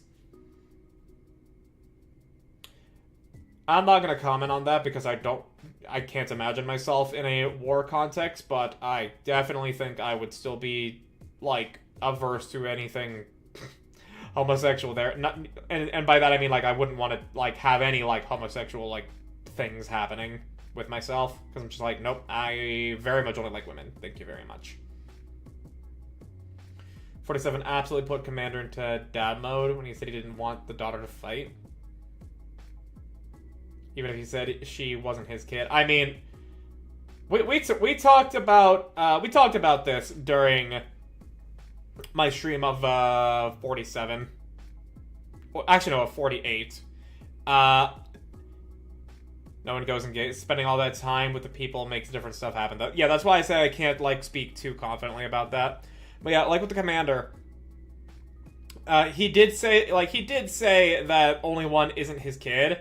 But I saw the line of logic that he had there. Like, I asked, like, honestly, because you and Nara are both here, I'll even address this question to you guys as well, and to everything about this. And this is just purely about how I understand the Commander's line of logic. Let's just simply say that, like, you, like, just one day, randomly, I watched the VOD, I saw your reaction to it. Yeah. But I'm still going to post this question out loud for the sake of the conversation. Let's just say that you wake up one day, and there's a knock at your door. And you are then informed via a string of information, doesn't necessarily matter how, but, like, at your front door is your biological child that now exists. And you learn through a string of information that somehow, while you had no way of knowing, your seed was taken from you. Like, basically, like, there's a false record of you doing a sperm donation, and therefore you now have a child. And they were just like, I was told it'd be best for me to see my biological father. Would you see that kid as your child? And I don't mean, like, the intellectual knowledge of they're your biological kid. Would you feel that familial kinship to be like, they are my child, and therefore you would want to treat them as such? Cause I said I wouldn't be like that. I would definitely, like, if the kid showed up and it's like, I need help because of insert reason that is lacking of parental figure, I would then be like, well, shit, I mean, I guess I gotta, and I can't just let you fucking be alone and suffer. But if they were just like, I wanted to see my biological father, I'd be like, you've got a daddy. I may be your father, but I'm not your daddy.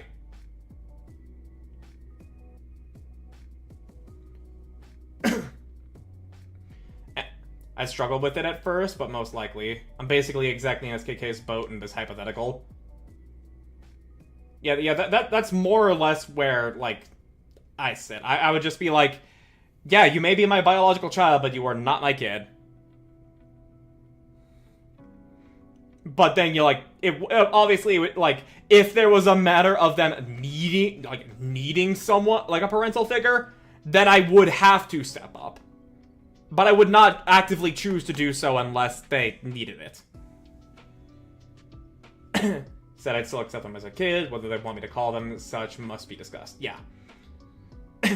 And I just basically came up with that hypothetical and gave my answer there, because that was mainly just explaining the thought process I envisioned the Commander going through. Cause, you know, like, yeah, just on the face of it, it's some pretty deadbeat attitude. And the circumstances most certainly fucking different from the hypothetical. But it's the line of logic that I was just trying to put out there.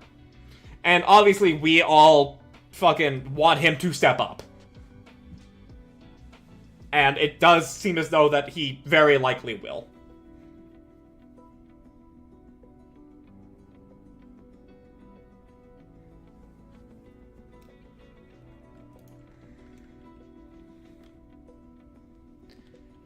And of course, we'll continue. I'm just gonna keep working. Wins. She makes sure Sora and Riku. Right. And then... Miss.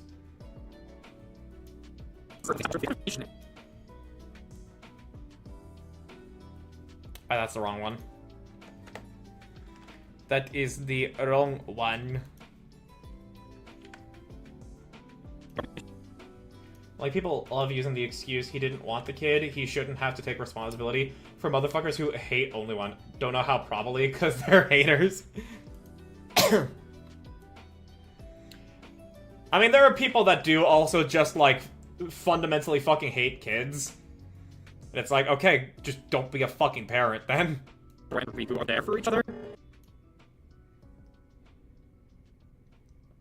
If Nikes weren't Nikes, he'd be a dad 10 times over.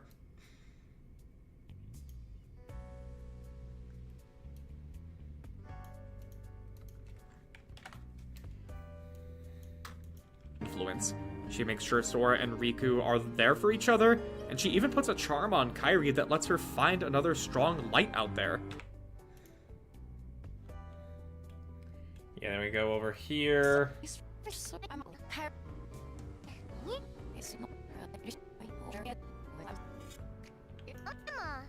Wait, Kairi, just a minute. And then boop. I do not trust he raps before he taps. I mean, he has no need to with Nikes. If they weren't Nikes, I feel like he would do so. I think he would fucking, you know, like, make sure he has protection. No contraceptives anyway? True! Contraceptives are not really a thing in the arc. Right. Nor can he pull out of a driveway. Look, we fucking know some of them are leg locking. And she even puts a charm on Kairi that lets her find another strong light out there, which would explain why she and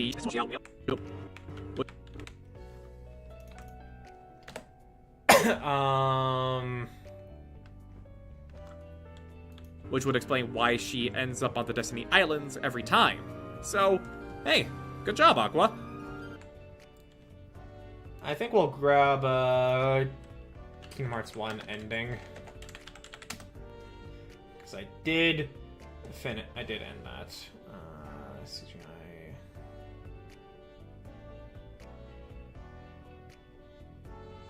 Yeah, okay. Copy that. Convert more. MP4.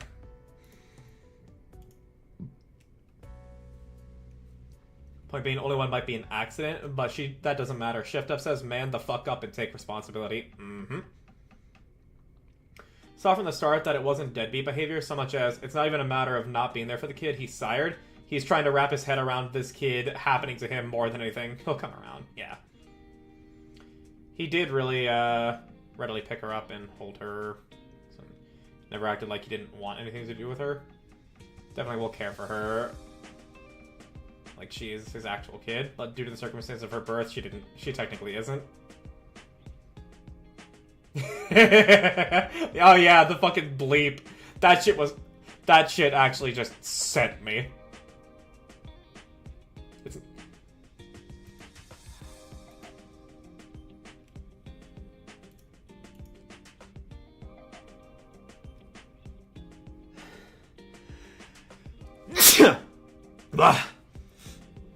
Yeah, not technically. Yeah, no, like, I still hold this belief. If you have to append technically to something, it is not the thing that it is not the thing that you are saying it technically is. And he is still very much, by, like, strict biological definitions, the father to only one. It is just the least traditional way it could possibly have come about.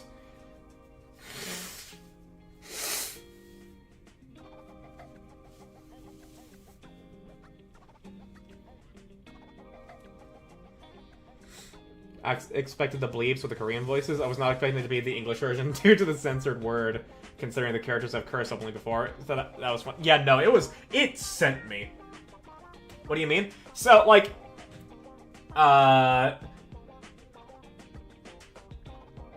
Yeah.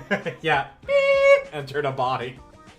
That's traditional. The method in which it entered the body was not. It was a furnace of dark matter with a robot body. It was not plap plap plap or clank clank clank in this case.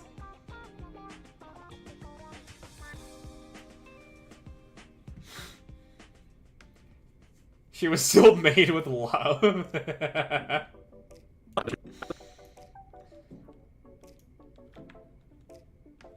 There's strong light out there, which would explain why, why she she grew. ends up on the Destiny Islands every time. Oh yeah, did I already download it? Yes.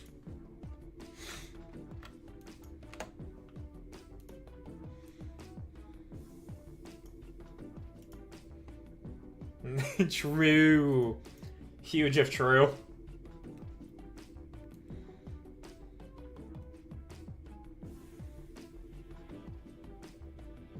And then...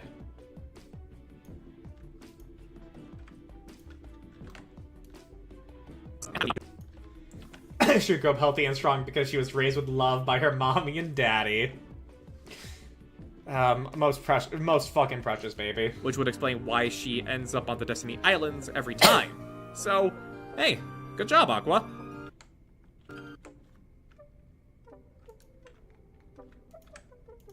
Okay, and then... just move this over the side so we don't just get that one frame of the tree shooting up. There we go. Terror second story bit from chapter was funny as hell, and then fourth story event where Rappy goes, "You threw start me," which isn't even 100% wrong. Yeah, no, I like that. That is the hilarious another thing. strong light out there, which would explain why she ends up on the Destiny Islands every time. So, hey, good job, Aqua. Fun lore drop as well for this moment. We actually learned that the Keyblade War is what separated the worlds with darkness, nearly consuming them. But the light of the people within those worlds, described as children from Kairi's grandmother, helped rebuild those worlds into what they're known as today. Eventually, though... And then we'll grab more from here.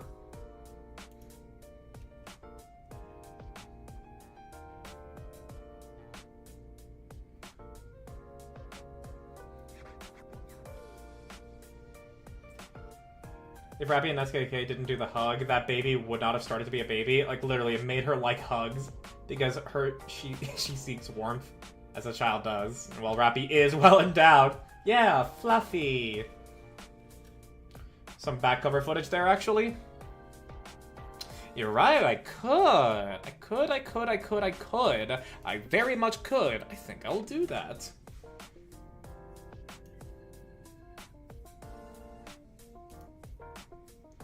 Your back cover movie. Oh no, that's the stream of it. I want to do this. Are you planning to make a video for back cover, by the way? I plan on probably not, because like there's not a whole lot to talk about with it in terms of a full video. I will most certainly like incorporate it into other videos of Kingdom Hearts, but it's not gonna be its own separate video.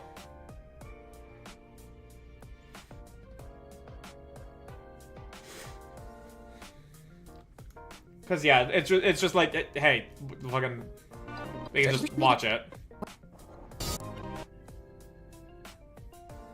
So do I use this or do I use something else?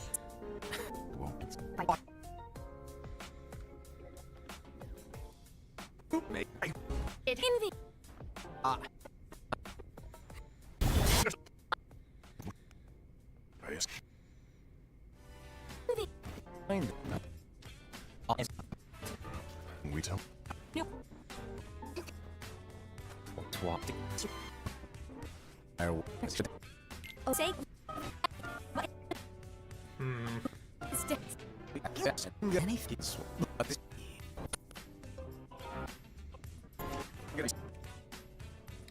Yeah, I think if you really need to watch the fan dub I linked for the game, And see about getting permission and using their footage for the video. Credited, of course. Yeah.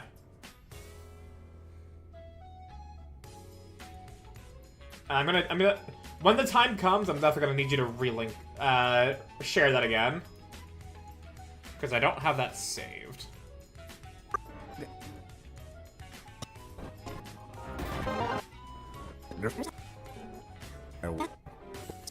Yeah, I think we'll...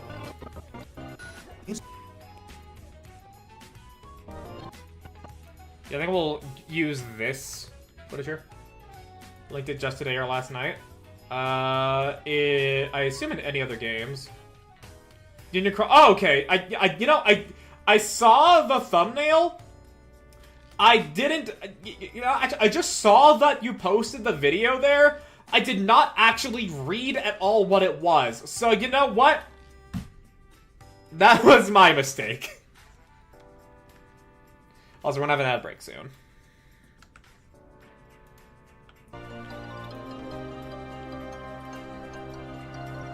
Yeah, okay. So I'll just grab that. Bod foot. Then aqua. I was thinking of the scene at the start where you see someone lift their keyblade to the air.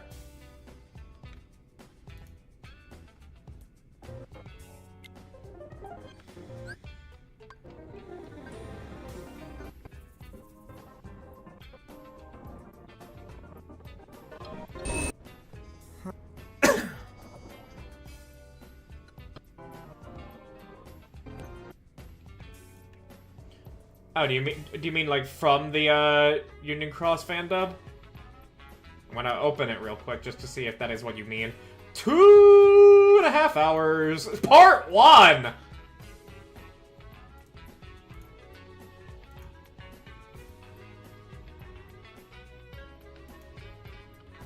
little further. No, in back cover. Okay.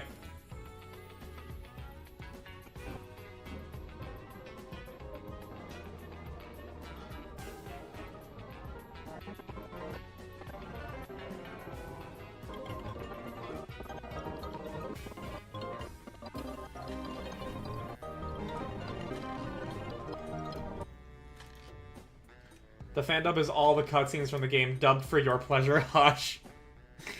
Like, I'm just saying, that's long.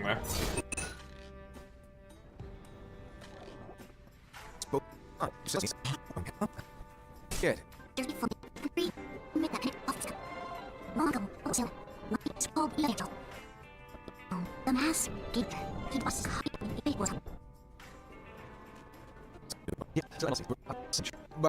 Yeah, I'm looking for... where you see someone lift their keyblade into the air. One, three, you can wonder. It's the Weebly.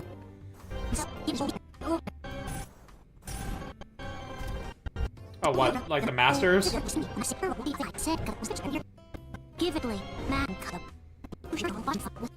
Not bad.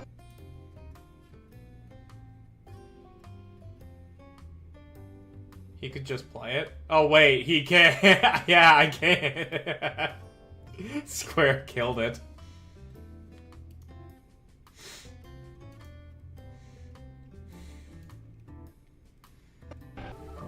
Oh, yeah, okay, here. Yeah, this is what Nara was referring to, probably. Yeah, this is what Nara was referring to. Okay. So, okay, we'll have it be a two. We'll have it be like a two-part thing. A two little bit thing here.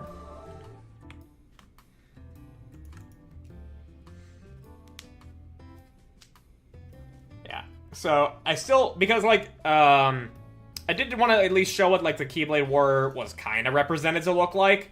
And then, when it comes to, you know, like, the worlds were rebuilt with, like, children, I'll use that other bit there.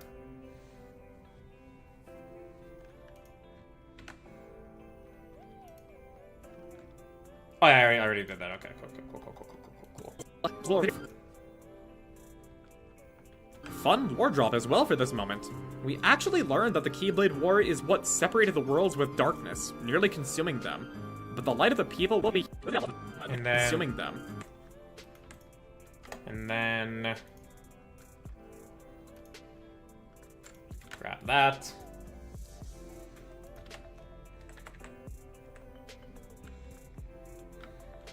but the light of the people within Yeah, cross dissolve probably. it's nearly consuming them. But the light of Yep. the people within those worlds, described as children from Kyrie's grandmother, helped rebuild those worlds into what they're known as today. We lingered on this kid for a long while.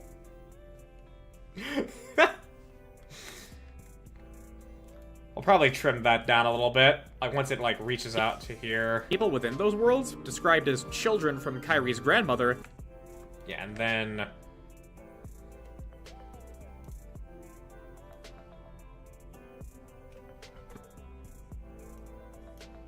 I don't know why you can't. I don't get why. Maybe shorten the focus on the kid, another quick blur to the group of kids. Oh yeah, no, like that's what I'm gonna do. Like I just had because then helped rebuild those worlds into what they're known as today. Eventually, yeah, so like that little bit was gonna be what was next up with the children. Could cross dissolve to the group facing the dark side. Yeah, that's what I was gonna do. It's just that I wanted to use this tool. This tool lets you slide where the footage currently is on the track, like in the clip, but I couldn't do that when I spliced it for some reason, so that's why I'm going back to grab the later bit with the kids facing the dark side. This is where your story began. Yeah, okay. Then here we go.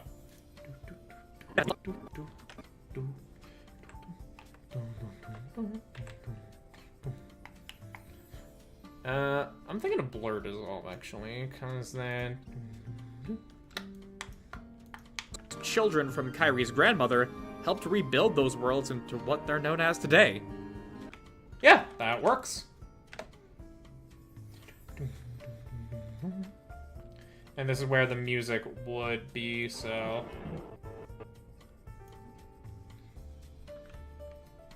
and it fades to black with the perfect timing. Yep, I love it when that happens. Yeah, no, no, you have no idea how satisfying it is that just like random like little edits I do or like placement of music just happens to line up perfectly with shit. Like you have like it's one of the most satisfying things about doing this. Oh. Those worlds into what they're known as today. Eventually, though, after several run-ins with that mysterious boy of darkness, Vanitas, Aqua learns that her worsening suspicions about Terra and the darkness within him might actually be true. Okay, yeah.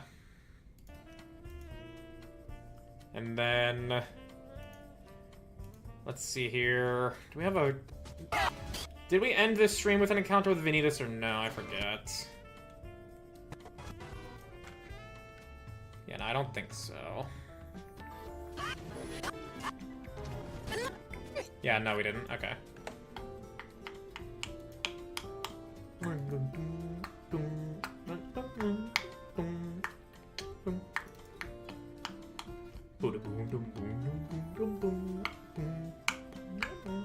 I fucking love this song.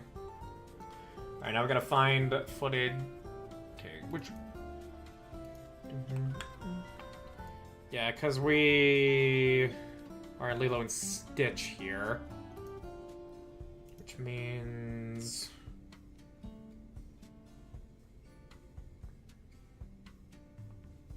That's Ventus. It's Do we... Okay, yeah, we do fight Vanitas here. Okay, okay.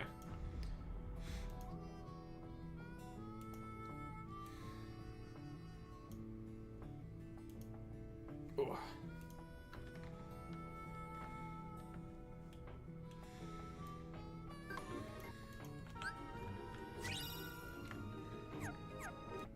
Okay, cool.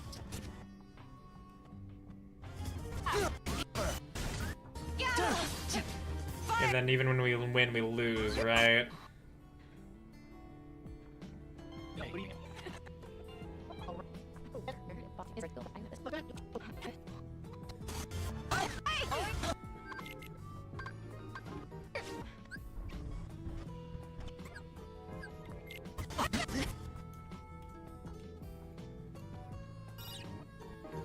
Oh, name. So, have a good time hanging out with the kiddies?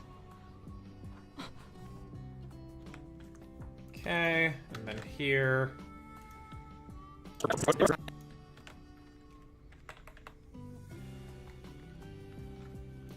Eventually, though, after several run-ins with that mysterious boy of darkness, Vanitas, Actually... Aqua learns that her worsening suspicions has near robots. Yeah, okay, actually, yeah. So then, move this a little bit here.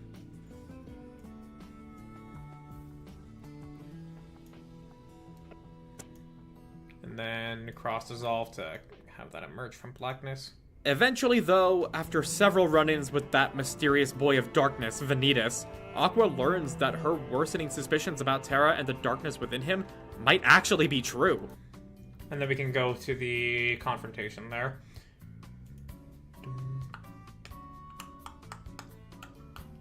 But I don't... That is recording too.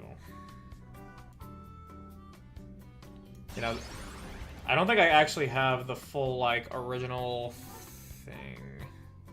Yeah. Yeah, that's where it is with the Ventus recording. So I think I need to use... Well, actually, did I already? No, I think I... Did I?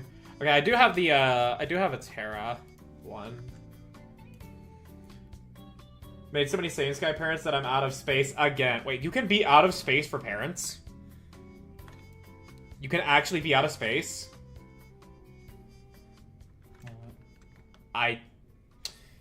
You know, I should have figured that was a thing. I didn't actually know it was a thing. Okay.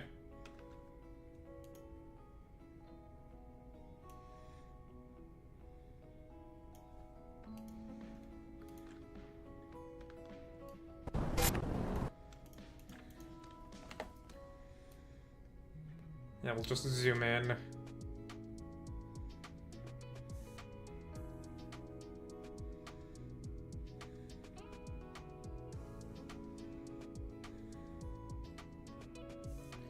Yeah, okay.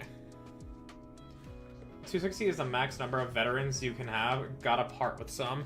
I didn't even know that was actually a thing. I just had like this like implicit assumption that you could have an unlimited amount. That was just an implicit... I didn't even think about that. And then just zoom in, bring that up. Aqua learns that her worsening suspicions about Terra and the darkness within him might actually be true. He struck down Master Ericus, and that's where she can't let it slide anymore. Girl, yes, and say, your time rise, see. The cap used to be 200 at launch. Yeah, I just didn't play enough for that to ever actually become something to consider. Well, damn. Now I know. Where she really be true?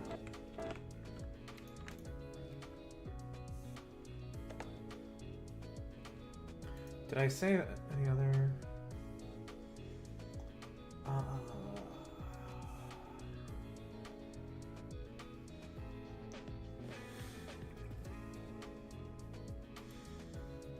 Okay, I think I'm gonna have to use Terra VOD footage.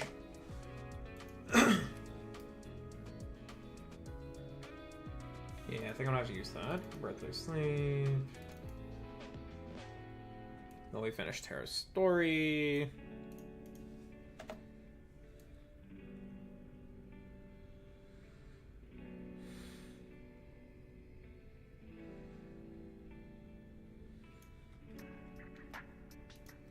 Footage of you kicking Ericus's ass. Yeah, just on the final blow.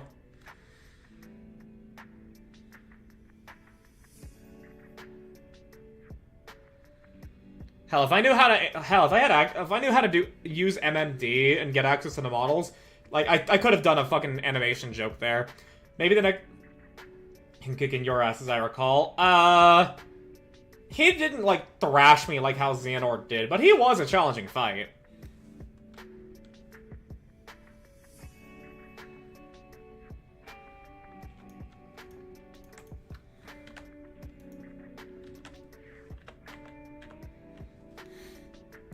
He struck down Master Ericus, and that's where she can't let it slide anymore. Okay, so that's where we want it to be like the fade out on the hit.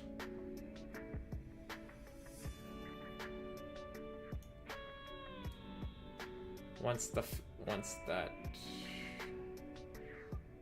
Alright, let's see if that's good. He struck down Master Ericus. Okay, that much just needs to be where the hit happens.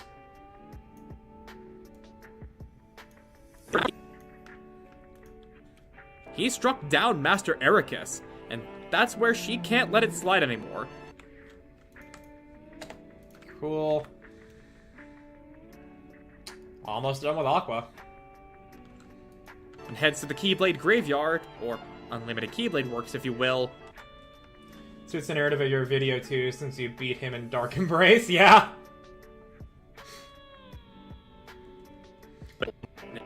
That's where she can't let it slide. Well, Dark Impulse, but yeah, you get the idea. Yeah, no, that is actually a nice little, just a nice little like ludonarrative touch there. I like that. I didn't even realize. I was just like, I remember just being like, whoo! Wow, that was tough.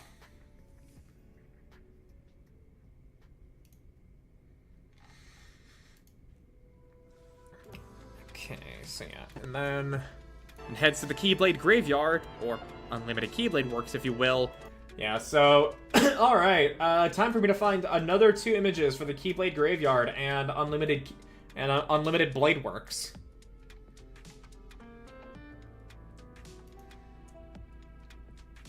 Let's see here. Keyblade Graveyard.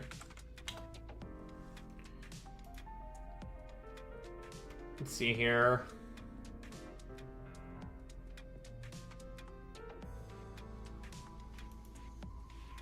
I think that's one I already have saved.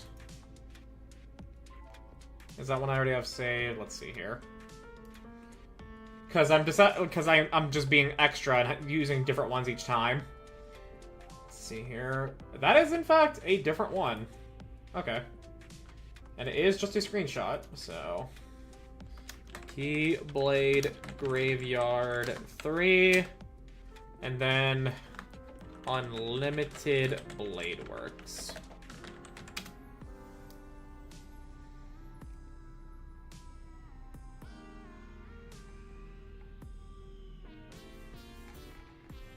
Reality Marble.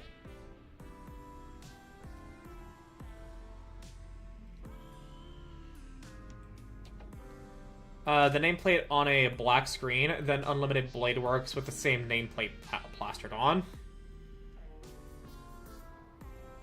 Oh, I'll show you what I'll show you the what I chose to do, in case this also works well, at least with how you feel about it. So we're gonna just mute that real quick, cause I did it like a little bit of a transition flash thing. So yeah, I'll show you. So with vengeance and regret in his heart, Terra heads to the Keyblade Graveyard, or Unlimited Keyblade Works, if you will. Here, yeah, like it's like a panning shot, and then like it flashes between the Keyblade Graveyard and Unlimited Blade Works.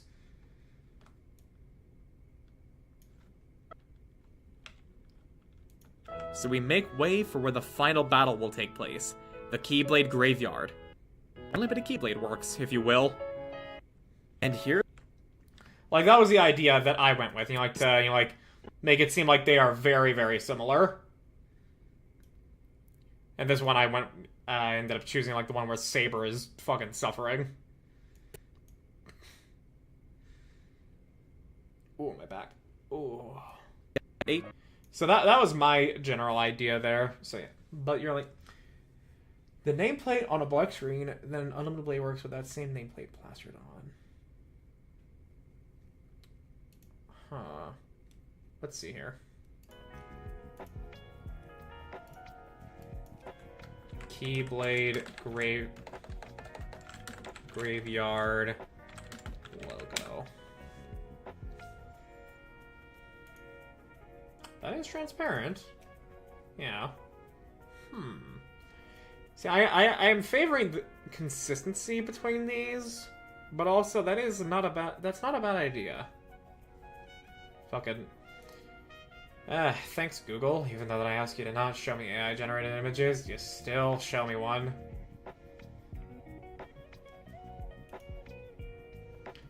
I like the idea of the image of UBW with Archer for clarity of what it is, then stamping it on there, because funny. Yeah, I think I'm just gonna go with the consistency, so... Unlimited Blade Works, so just... And I would rather take at least official screenshots or anything there. Oh, someone made a magic card? Fucking reality. Wow, that is fucking busted as shit.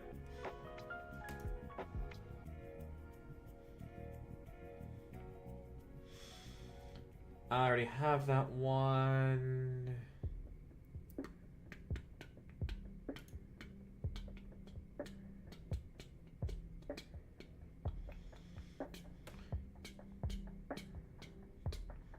Yeah, I'm trying to keep it as just like official screenshots or anything.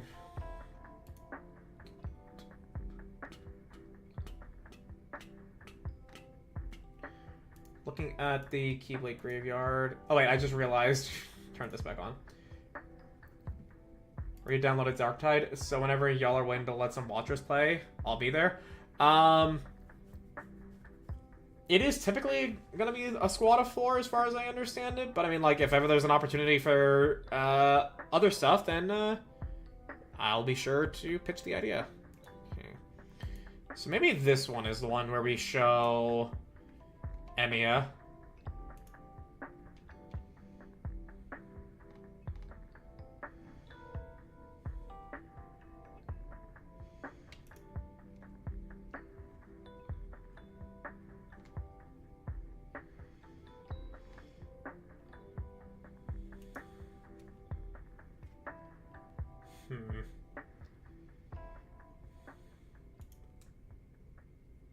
Emiya got Norded. Oh my gosh, you're right. You're actually fucking right. Oh my gosh. Oh no.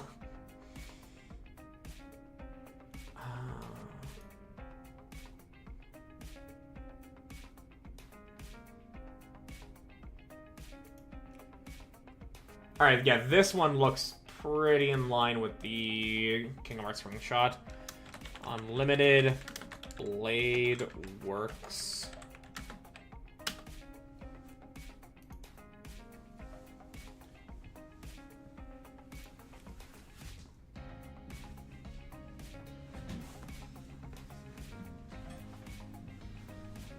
Okay, back to Aqua. How much more time is left of my voiceover? A minute. Oh yeah, I can get that done. Okay, maybe not. Maybe I won't get the whole thing done. Maybe. At least there's like only one piece of footage to reference with the fragmentary passage, and it is very, very short. And then the conclusion can just be any sort of B-roll I want.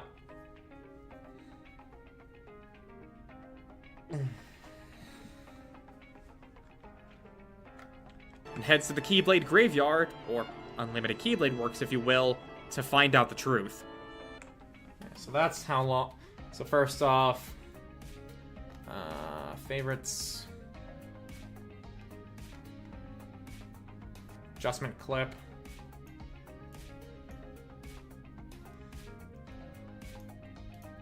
And then Keyblade Graveyard.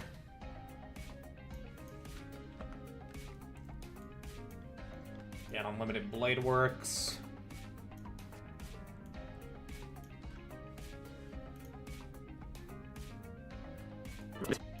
So then turn that opacity down so we can arrange this properly.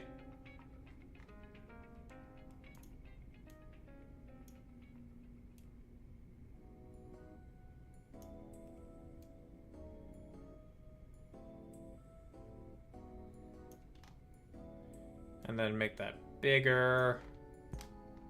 Still need to make it bigger. Bigger!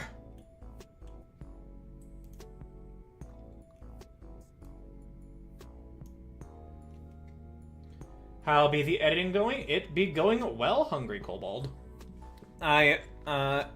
This is a Birth by Sleep video, and I've already gotten the intro and the beginning done in the main project here. Finished Terra, Ventus, about to finish Aqua, and then we'll have... Actually, yeah, there's also the post story as well, which I think is another, like, 2 minutes, so... Yeah, I don't think I'm gonna get the whole thing done tonight, but I'm gonna get Aqua's part done, and then maybe... Actually, No, I could. I think I could, maybe. So yeah, it's overall going very well. So how long is this in total in terms of frames? 355. 355. So every 70 frames, which means 5230. Heads to the Keyblade grid. I've recently got into playing Kingdom Hearts 3, and I played Kingdom Hearts 1 and a bit of 2, and had my friend who's into Kingdom Hearts lore dump the other games on me. Well!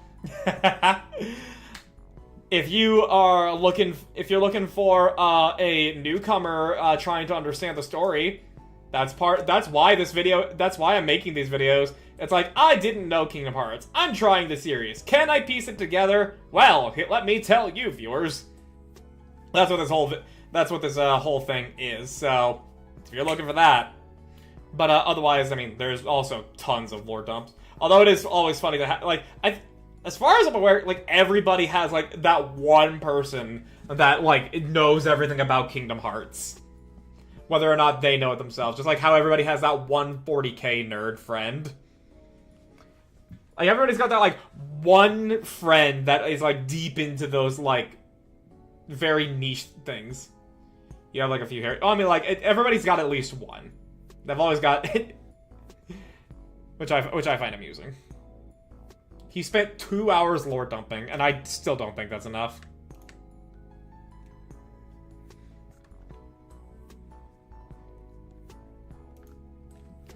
Just bump this up real quick, so that way we can do that.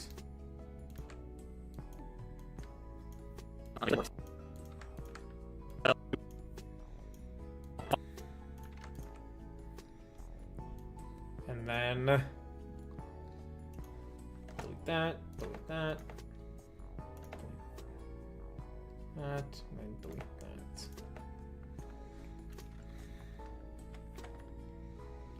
that. Though Nara knows a little bit more than me. I mean, you guys, like, in general, know more than me, and I'm trying to just put it together. Which I think is a big part of the fun of having people in your life that just, like, know these super niche things. Doing a quick summary, that's why it was short, because I wanted to get to playing Kingdom Hearts 3. Wild that you started with the third game in the series. Now, granted, I understand, like, if it's a matter of, like, you know, Dark Souls 3, nobody fucking... It's not like the narrative of Dark Souls 3 is contingent on you having played Dark Souls 1. But still, though. Although, I guess welcome aboard enjoying Kingdom Hearts as well. Especially now with 4 on the horizon.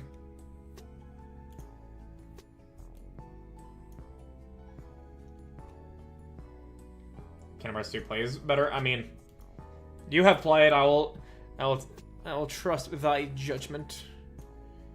Edgy. I am edgy.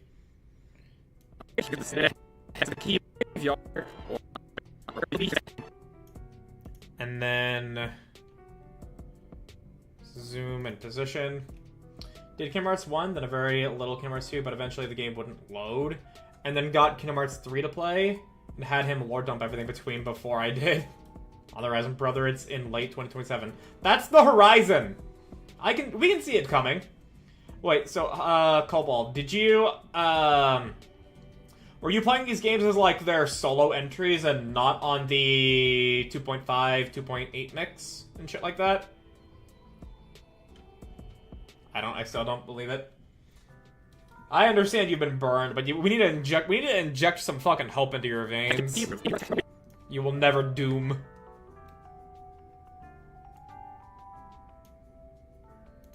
Actually, 1.25. We want it to be just a slow pan into it. And then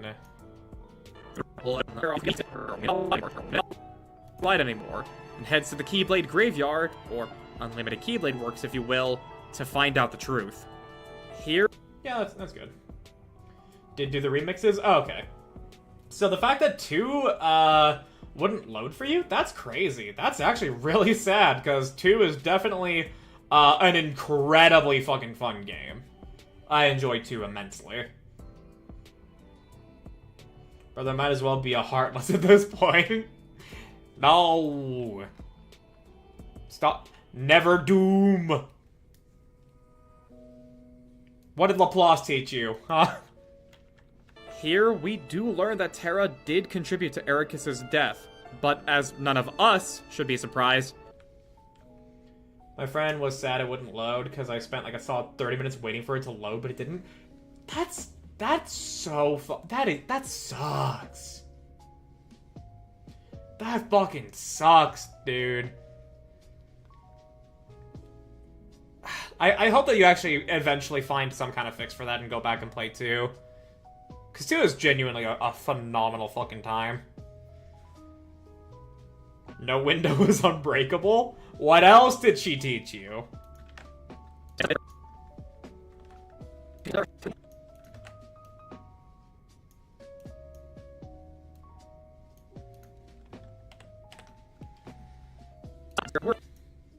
Water makes you less hungry?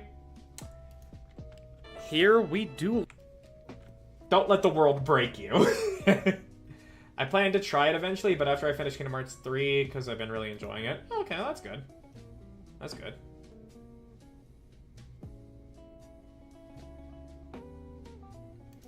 Oh, okay, yeah, I see. I see the idea that you... Oh, okay. Yeah, no, I'm picking up what you're putting down here, Nara.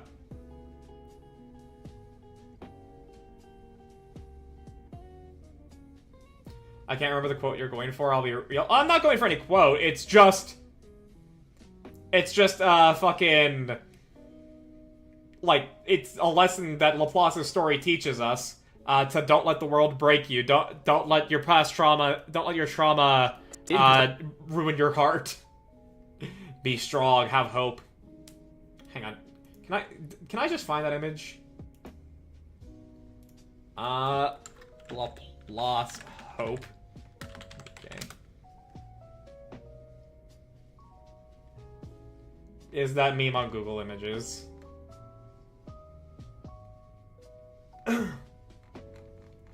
Laplace hope injection? Nope. No, it's not. It was only on Twitter. I guess. Because I didn't want to spend hours of time farming to get stuff, I gave my friend my Kingdom Hearts 1 save files to farm for me when I was asleep. That is very nice of your friend to have done that for you. I have not once asked anybody to, like, do a quote-unquote chore for me in a video game, but the fact that you asked and your friend said they would do it, that's very, very nice of them. I appreciate.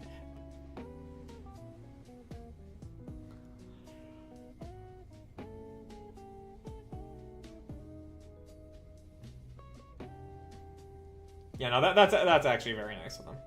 It's because they want me to enjoy Kingdom Hearts, I'm guessing. Yeah. I mean, like, it depends on, like, how, you are as a person. Sometimes the grind is the point of a game, and it's part of the fun, looking at Warframe.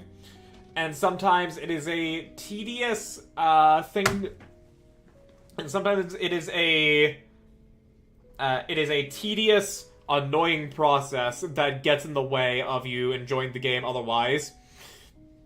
Like some RPGs that have you grind for XP. I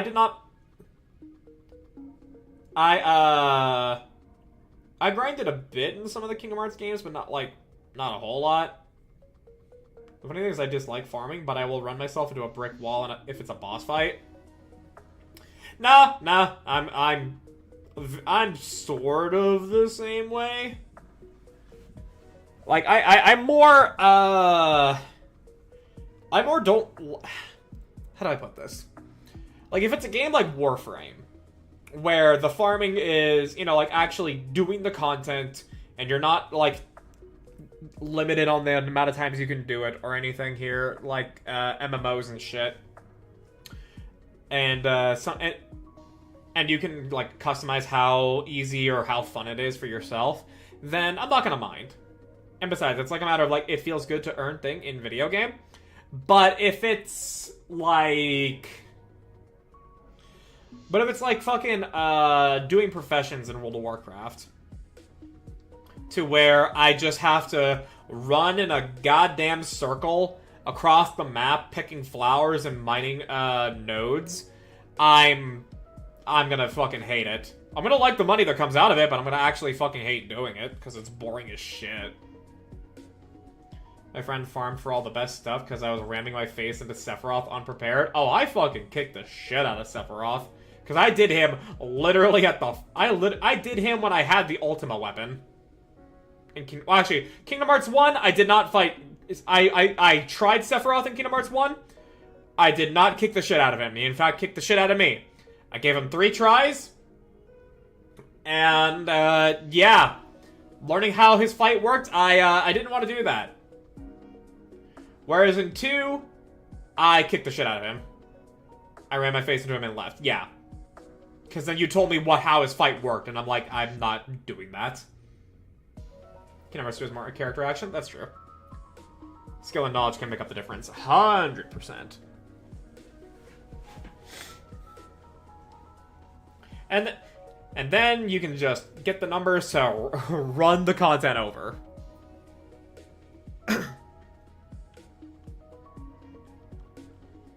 Arcus's death, but as none of us should be surprised, it was all Xehanort's fault, as is everything. We'll grab that from Terra.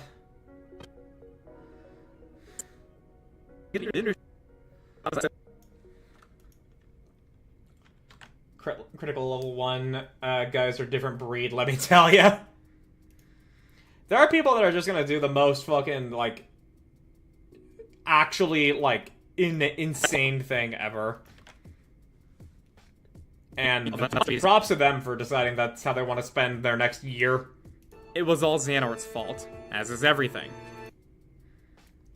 And here, Xehanort reveals his plan on how he will forge the Keyblade from the battle between Ventus and Vanitas, opening the door to the true Kingdom Hearts.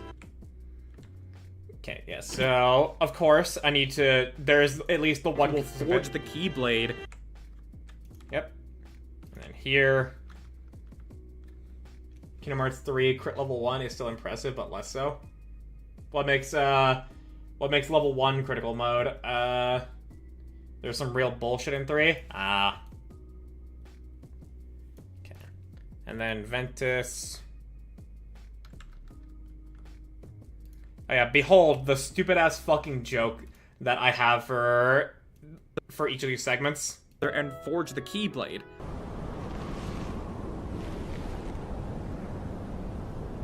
Keyblade! It's fucking stupid, but I like this joke.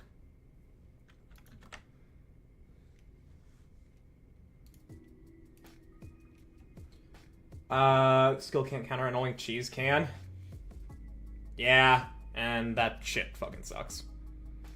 So, pitch shift this up even further. Like 6. And then false color. Instead of being so fucking green, we're gonna be so fucking blue.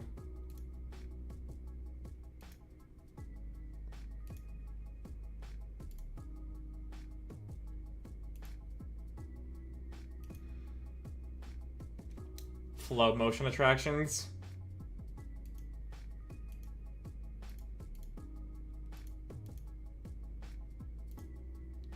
And then this. I'm so fucking green.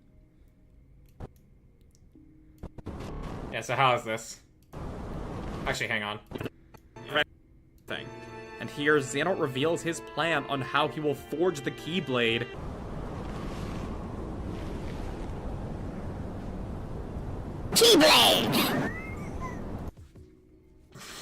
Fucking stupid. It's fucking stupid, but it makes me giggle. And I want it to make other people giggle.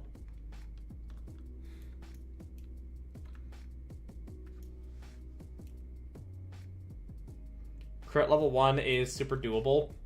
Specifically based on how Kingdom Hearts 2 has a higher damage floor. Makes you have to think harder than regular playthrough, even on critical. Yeah. Could go even higher pitch. So, max is 24 semitones. Oh god, how is this gonna sound? I've just been vibing at the moment, chatting with you about Kingdom Hearts, while also wondering what direction I want to take my D&D character. Ooh! What is the... What kind of story you got going on in your D&D game? They suck because they look dumb and do stupid damage. Yeah, I may just elect to not use them when I play, but who knows.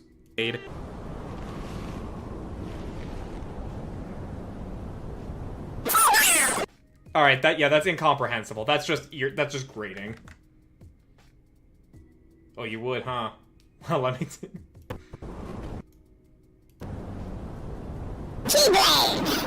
Yeah, no, it gets a little too distorted at that point. Let's go for 8. Let's try 8. On release you couldn't? Oh boy. Alright, yeah, that's kind of like the middle ground of like giga high pitched and like actually just straight up poorly distorted.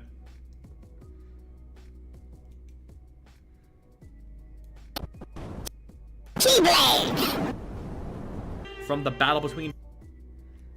And then just fade this back in. The part of the joke was the hard cut over here. You remember in 0.2 where they built the bar and got a reaction command attack? Ah, so you were just forced into it. Awesome. From the battle between Ventus and Vanitas, opening the door to the true Kingdom Hearts. It clogged up that menu? Oh, lovely.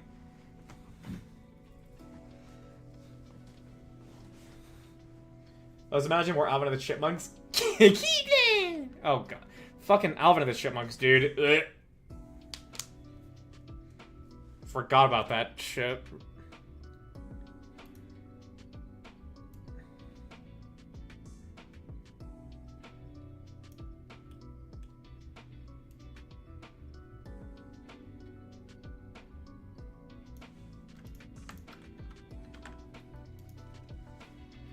While trying to use a Keyblade transformation, you summon bumper cars.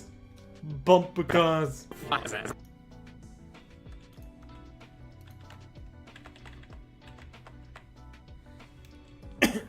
And here, Xehanort reveals his plan on how he will forge the Keyblade. Yeah, and then zoom in. And here, Xehanort reveals his plan on how he will forge the Keyblade.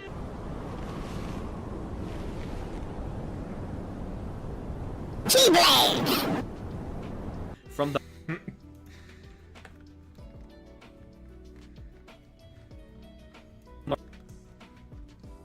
Keyblade transformation are sick as fuck in theory. They don't do as much as I'd have liked, though. Might just be me. I didn't get the DLC, so it was a piss-easy version of the game. It was so poorly balanced, they just gave a dev menu as DLC. What? A dev menu? From the battle between Ventus and Vanitas, opening the door to the true Kingdom Hearts.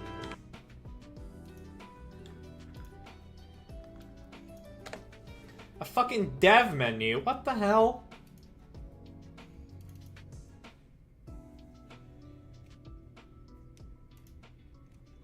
Infinite health magic? Yeah, fuck that. Fuck that.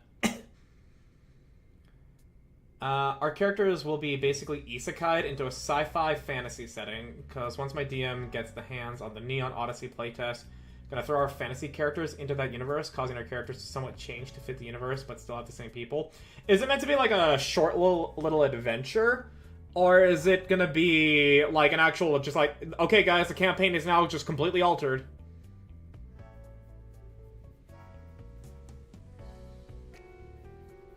It's like challenges from Hades, but you also can make it easier. can flux both ways however you want.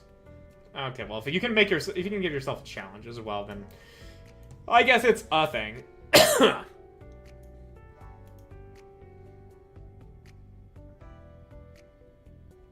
Where instead of giving us good character modes, we just make our own in photo mode. Joy.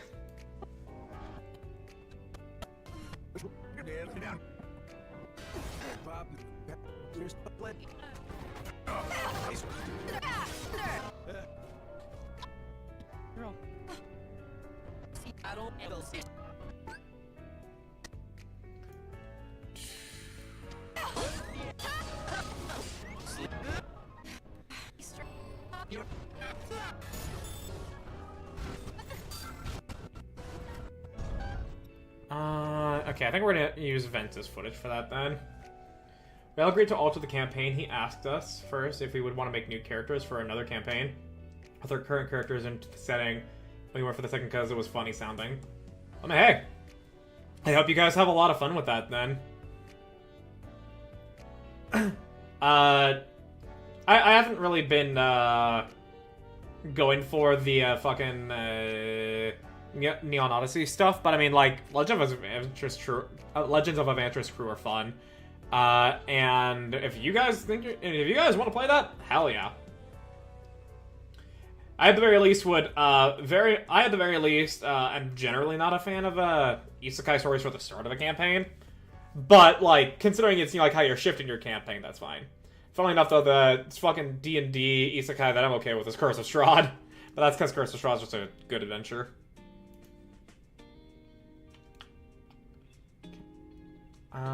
Ventus footage. Oh, my lungs. Yeah, dust.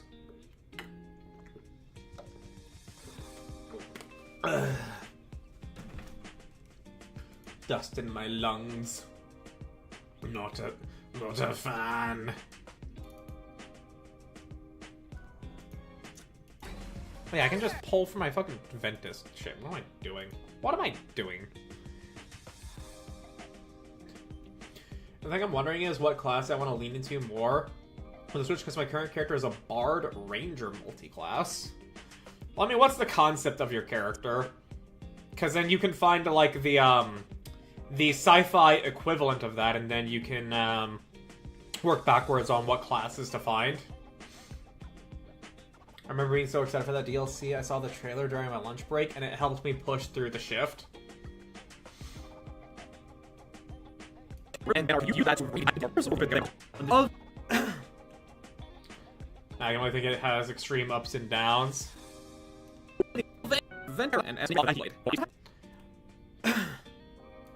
I can only just imagine, like, how it would genuinely feel. Because I don't remember necessarily something affecting me that much, like, mentally or emotionally, in that sort of way. Traveling bard who's hunting death to kill them because their cult killed her brother, hence the ranger side.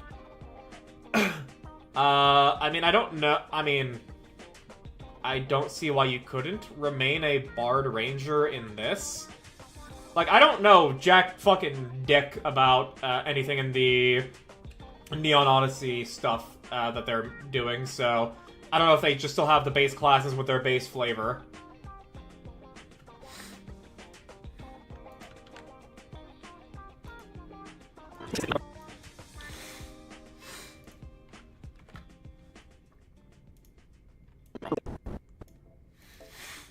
From the battle between Ventus and Vanitas, opening the door to the true Kingdom Hearts.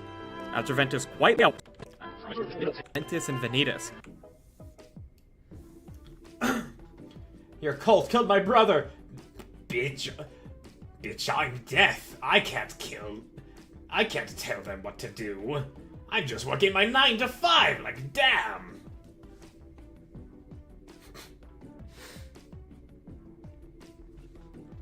Opening the door to the true Kingdom Hearts. I think I have that as well in my Ventus segment here.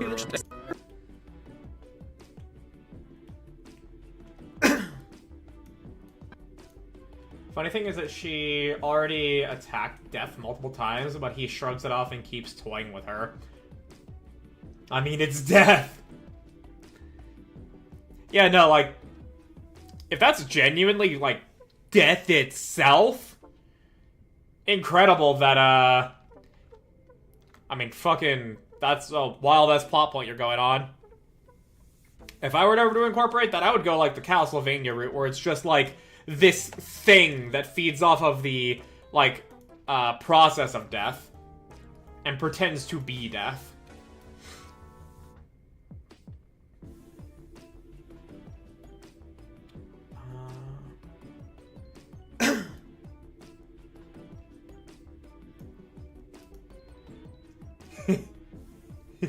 Funny monkey.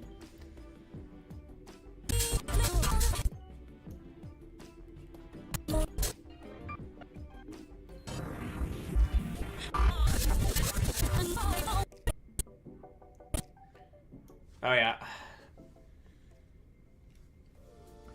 The funny thing is my character doesn't believe in gods and assumes Death is a lich, and she just needs to find what keeps bringing him back.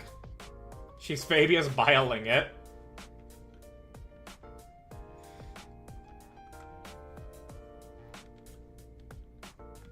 If you cope hard enough, they aren't real.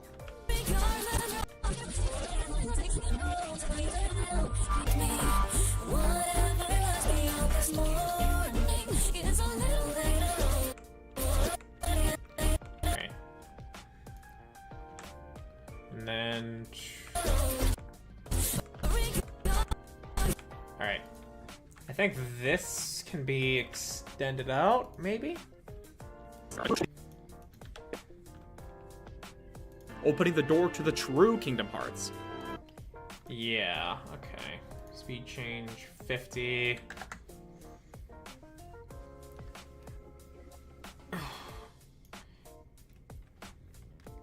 Or if you take enough drugs. True. And then we'll just zoom in. It's even funnier because I made her to be a support character with healing and debuffing, but now she has somehow become the party tank with 20 AC and wielding a scythe. I mean, to be a tank does... I mean, honestly, I think that makes you a worse tank. And I'm going to spout a little bit of a hot take. I'm going to spout a little bit of a take that seems that a lot of people just never seem to resonate with. Because of how D&D works, like, the higher AC you are, you're just not gonna, like, you're not gonna get hit, and therefore, like, it's just, like, better for you, no one to attack you. And then for them to go after your party members.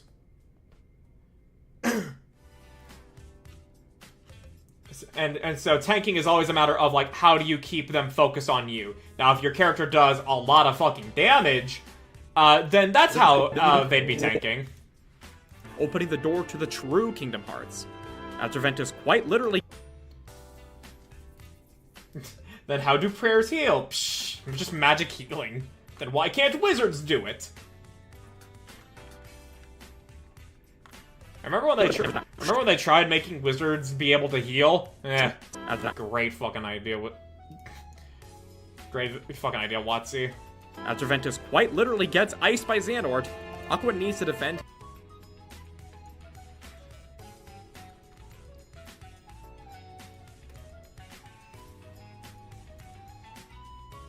I used divine intervention. You mean wish?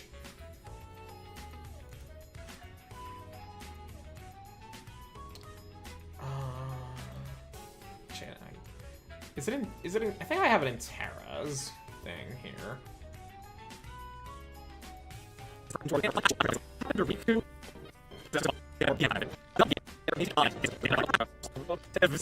Yeah, here.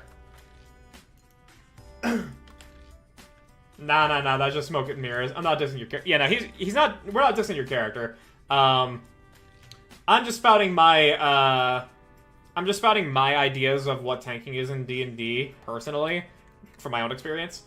And yeah, as Liam says here, just find D&D atheists funny. Yeah. My scythe covers that because I had Celestial Smiths upgrade that scythe to deal 2d12 slashing, 2d6 psychic, and 2d6 radiant per hit without the modifiers. Alright, you are playing a super fucking high power game then. Understood. Celestials are god related, aren't they? They are divine beings, yes.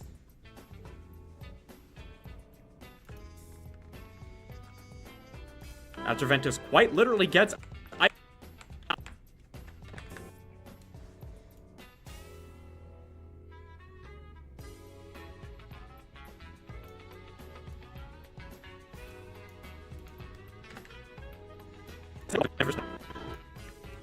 After Ventus quite literally gets iced by Xehanort, Aqua needs to defend him from one of Xehanort's lackeys, Braig, who will eventually see become Zigboar in Organization 13. Zigbois. Fucking, like, I fumbled that fucking read there and I just said Zigbois. Listen, he was just a really good blacksmith. I mean, however the setting of the game goes and how you roleplay it, I mean, that ain't my business. I am very much of the type of D&D player to where the gods should matter immensely, and atheism just wouldn't exist. But that's just how I run D&D. Again, like I ain't judging you there. It's, you know, striking up conversation.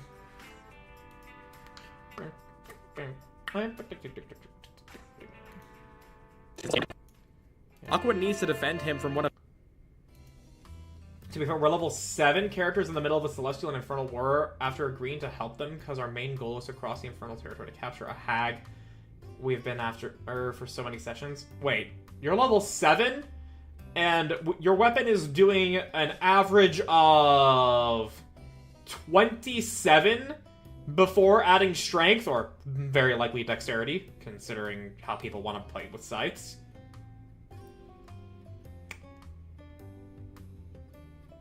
That's... I thought you were, like, level 14 or something, to where, you know, like, fuck it, numbers don't matter anymore. Level 7 doing 27 per hit. Holy shit. We keep agreeing to dumb stuff. I don't see how it's you guys agreeing to...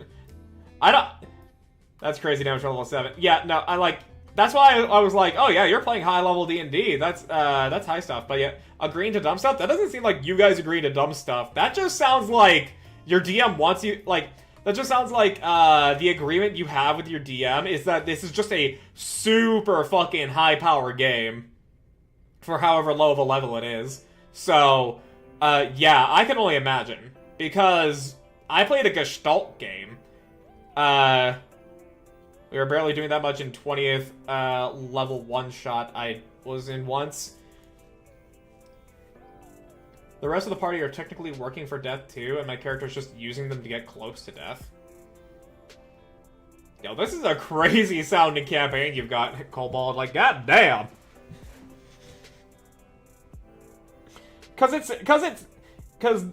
Yeah, it does just sound like you've got some crazy shit going on. At the very least, it sounds like you're having fun with it, rather than, you know, like saying, oh, yeah, my DM's throwing monsters with a plus 20 to hit against us. You know, like, man, fucking, like all these other tokens. A Warlock has a Furby familiar.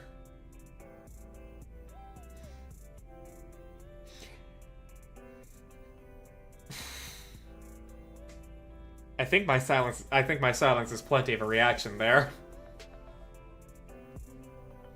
I mean, number go huge is fun. I'm not knocking it if it's it's just crazy. Yeah.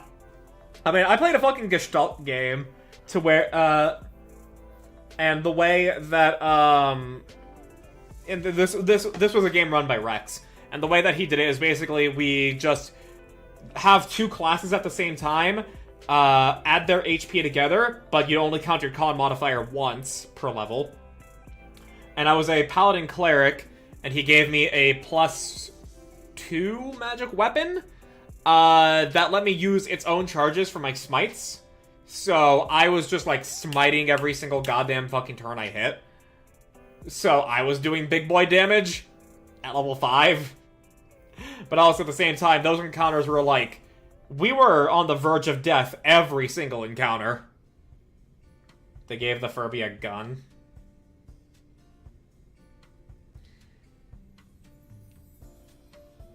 I'm glad you guys are having fun with that. I know that the way I sound is a little, like, ugh, on that, but that's mainly just because, like, that's not the D&D that I would want to play. But if you're having fun with it, then, I mean, hey, I am all the more happy for you on that. So I'm gonna go vibe on my own for a bit before trying to sleep. 8 a.m. class and all that. Yep. Sleep well enough to where you don't want to die for that 8 a.m. class. Also, we're gonna have an ad break soon. Everybody else. See y'all tomorrow. Aqua needs to defend him from one of Xehanort's lackeys, Braig. Okay. That's what I was doing. Ugh. Yeah, there's the ad break.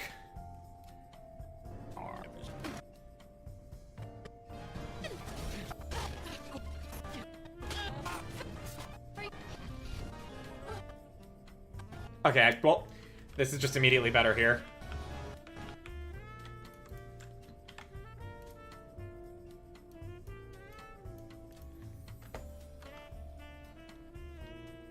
Actually, yeah, like, fucking...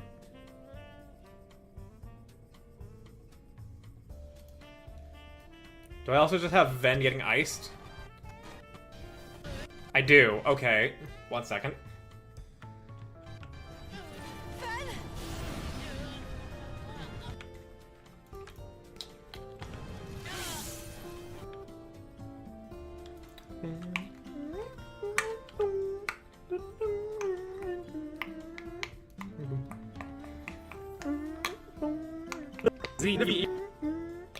Actually, yeah, that's the Terra section here. I want to put it over here.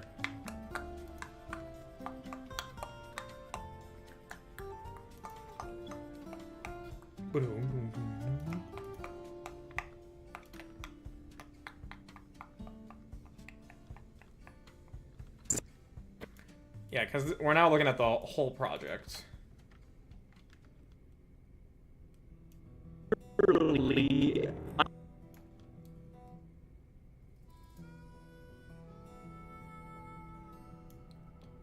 Okay. Drag that out. Drag that out.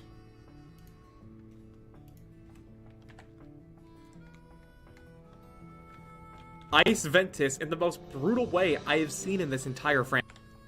Yeah, and then...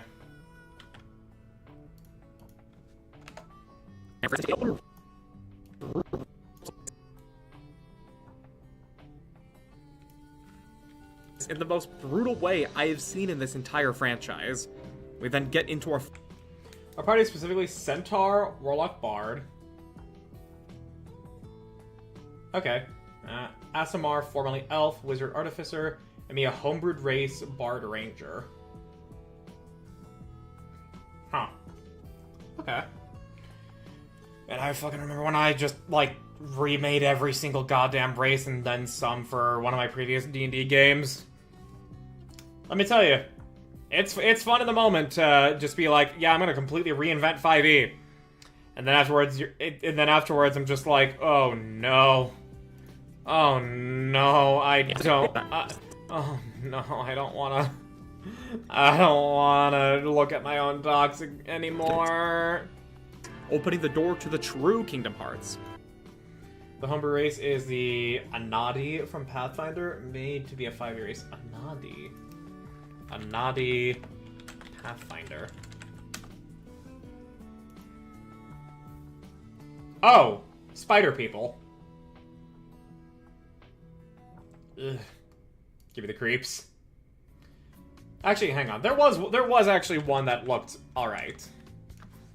Because it was not a spider person. Yeah, kill it. Kill it. And this is just a person with spider legs. So, you've You kind of freaked the shit out of me, but you do look good otherwise.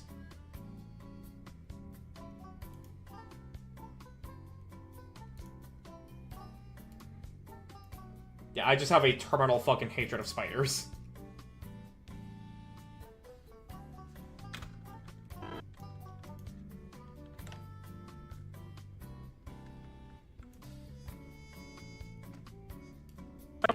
Literally gets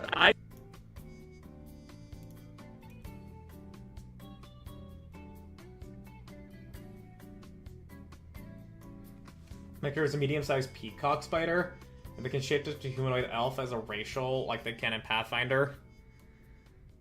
Yeah, I just, I mean, that's good. I just, have a vehement fucking hatred for spiders.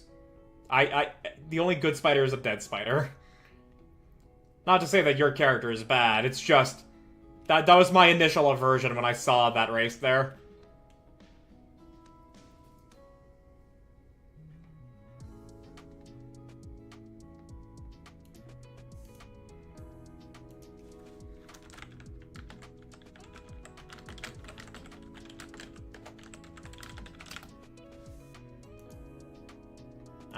Oh, that was an announcement on Yena's server. Oh my gosh, she got Twitch partner. Hell yeah, Yena. Hell fucking yeah. Good job, Yena. Well, the party members has arachnophobia, and when he found out, he said, if it was any other species of spider, you would have been Ash. Because he's a fire-based wizard. I'm specifically not going to look up peacock spider, because I just know that's just me inviting unpleasantness onto my psyche.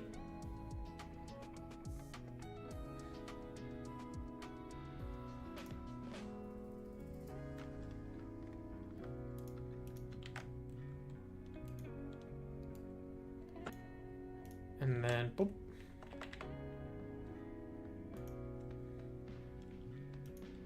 opening the door to the true Kingdom Hearts.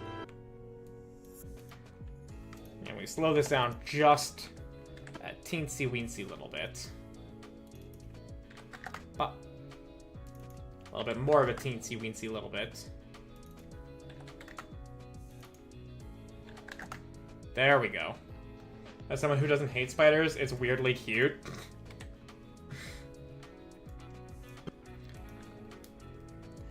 And I will respect that opinion. Ventus and Vanitas, opening the door to the true Kingdom Hearts. After Ventus quite literally gets iced by Xehanort, Aqua needs to defend him from... And then slow this down a little bit. They're smaller than your fingernail and have a rainbow butt and do little dances. The only good spider is a dead spider. After Ventus quite literally gets iced by Xehanort, Aqua quite literally gets... There we go.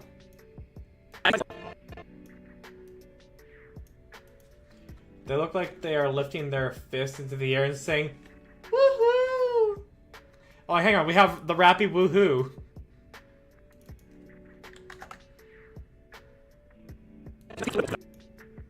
After Ventus quite literally gets iced by Xehanort. Woohoo! Oh, yeah. There we go. Yeah, right.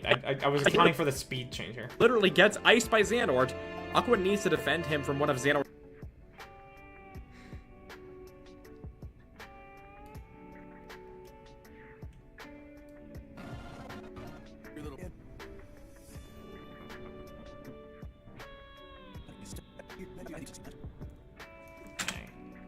Sup, Brag?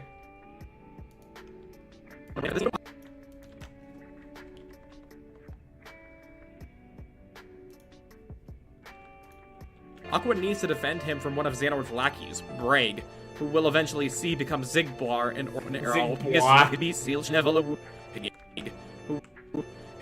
Brag. And then we just invert this. Aqua needs to defend him from one of Xehanort's lackeys, Brag, who will eventually see become Zigbar and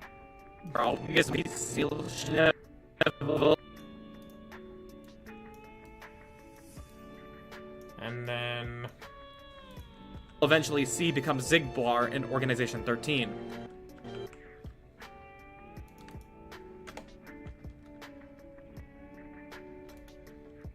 The fight itself is pretty easy, but during it, Vanitas has taken over Ventus's body, and so to fulfill her promise, she defeats Vanitas and shatters the Keyblade.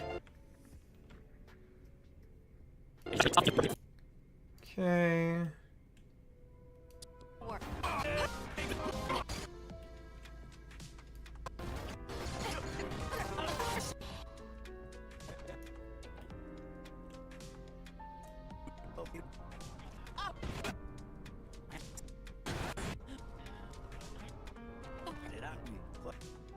You wanted me to buy time. I say got it. Yeah, and then he just runs the fucking way. Ugh, on my neck. Crunchy. The fight itself is pretty easy, but during it, Vanitas has taken over Ventus's body, and so to fulfill her promise, Okay. itself is pretty easy, but during it,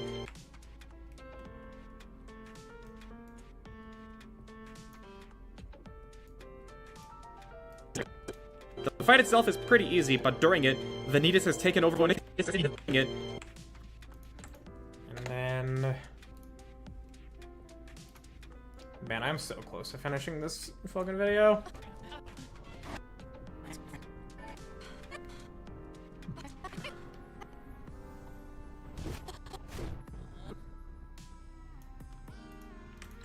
I'm so close, man. The direction I'm thinking of taking my character, technically going to be changing species too, so it's either going to be their version of a fairy, my character's origin is from the Feywild, in a power suit, like Samus, wearing full body armor, and it given by a ranger subclass in their books.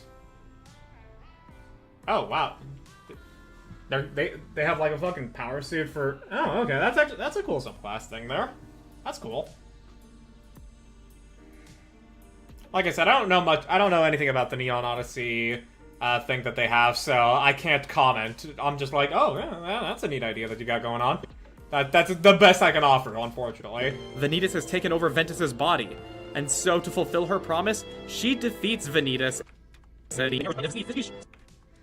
After fighting fighter gets an exosuit, they can pilot, and Druid can be a Pokemon trainer. I mean, everybody is gonna make a fucking Beastmaster Druid subclass. Everybody's gonna do that. Promise.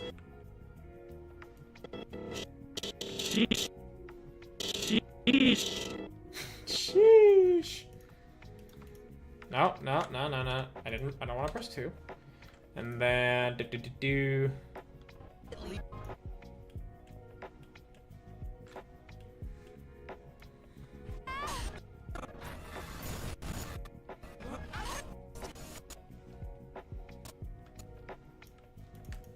And then... Barbarian can invoke the power of an item to gain their strength, so He-Man, but you technically could also flavor it to be Sailor Moon. Ah, Magical Girl Barbarian. Got it. So, She-Ra. I was thinking more She-Ra with She that. defeats Vanitas. Transitions, cross dissolve, blur dissolve. Does this look good? The fight itself is pretty easy, but during it, Vanitas has taken over Ventus's body, and so to fulfill her promise, she defeats Vanitas and shatters the Keyblade. Vanitas and... Okay, speed that up a little bit.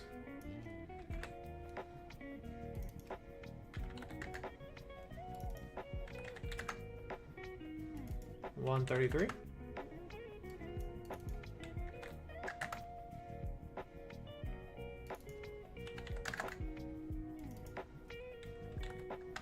Does this at least look nice? Good. Her promise, she defeats Vanitas and shatters the Keyblade. But as part of the conflict, both... And shatters the Keyblade. Shatters the Keyblade.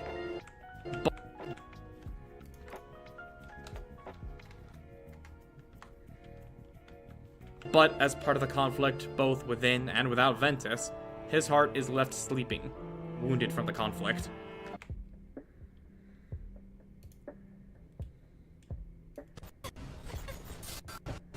Source has a bunch of fun subclasses too. Like what?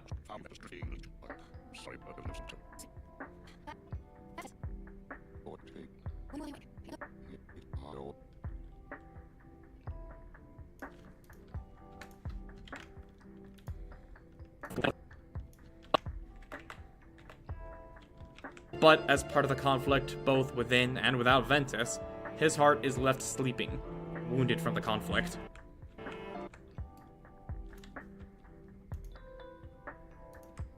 Actually, here's what we can do. We can probably reverse this. But as part of the conflict, both within and without Ventus, his heart is left sleeping, wounded from the conflict. Yeah, I want this to...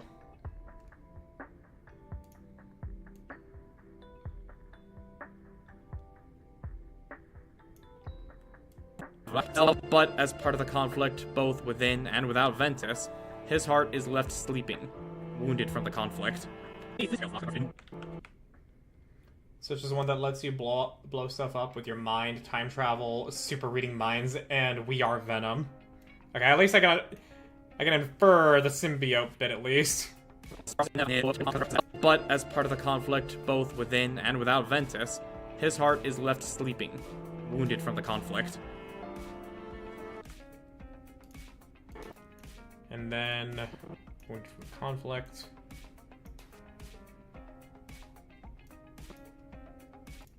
Okay.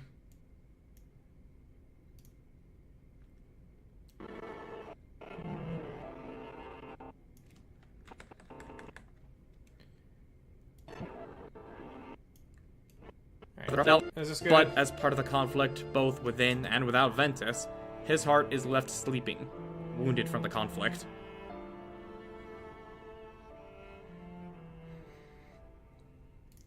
We can shorten that.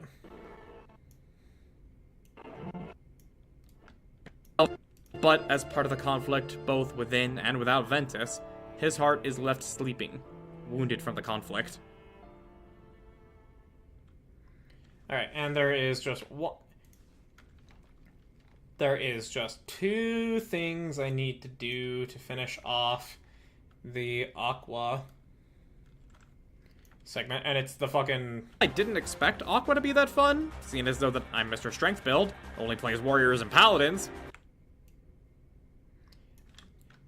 The things I do for just like 1 second of a bit.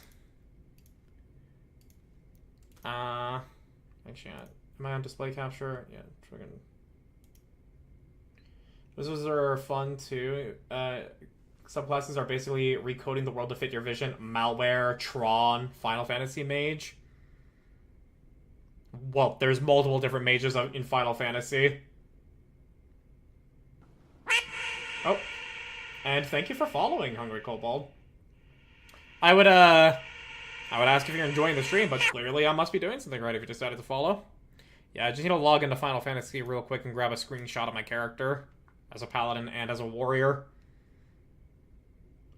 I want to say that Ray used Rage Curious Curious George from 14, Strength Build Warrior. Now I'm just going to use my own character. Oh, right, yeah, I fucking had to redo my password.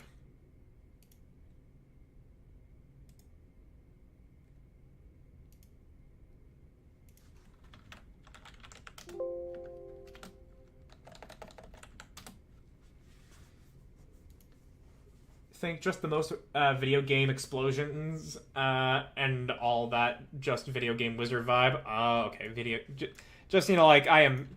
Okay, I see what you mean. Like the Gauntlet Wizard. Wizard needs food badly, or I think that's what it is. Yeah, I'm not gonna be playing Final Fantasy right now, I'm just getting a screenshot of my character.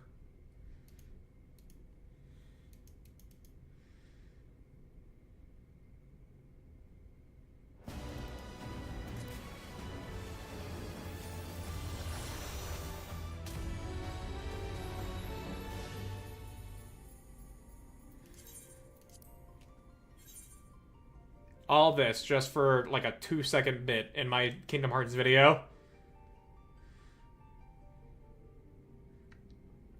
But hey, at least I get to flex my fucking nameplate.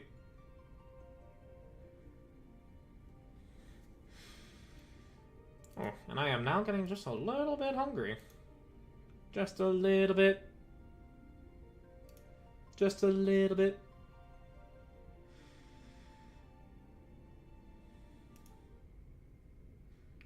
I haven't played Final Fantasy in a little bit. I've been wanting to get back into it. I have been slowly getting back into it. I am on currently... I just finished the 7.3 story.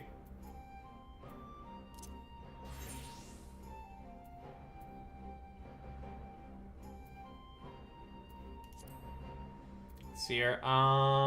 Character... Adventure plate.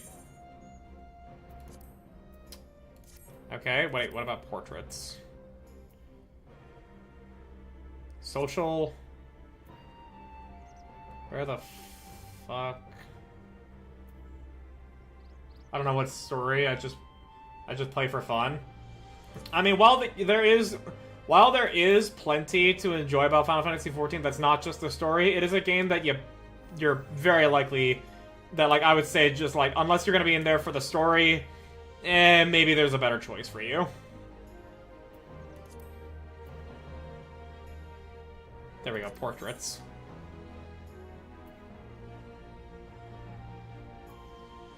The gameplay is the last reason I'm there.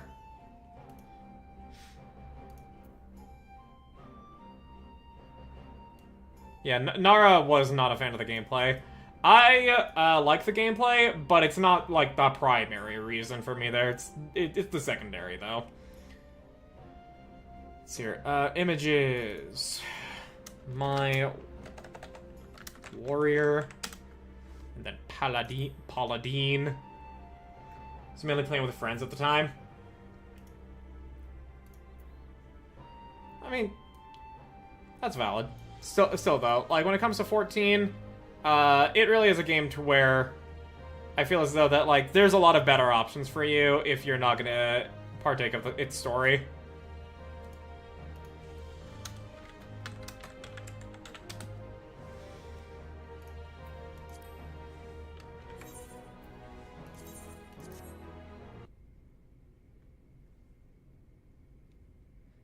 Okay, back to this.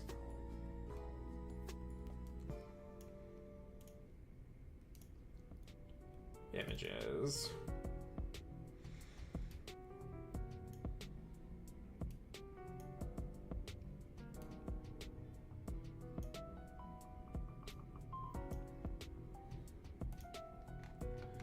So let's see here.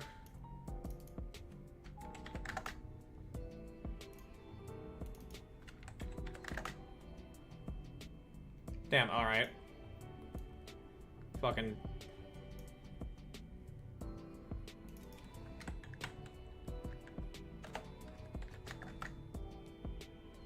And then 1280.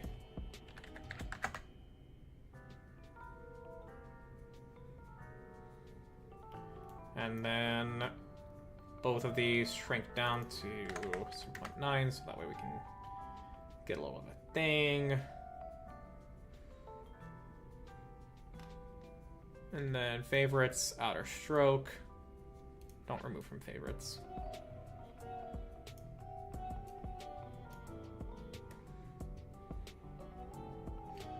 Ranger gets some interesting subclasses from Noir Detective. That's cool. Samus, I don't know how you would do that. SCP Men in Black vibes, and Dinosaur Trainer. Okay, Dinosaur. The Dinosaur one is the coolest. Just off of name alone there.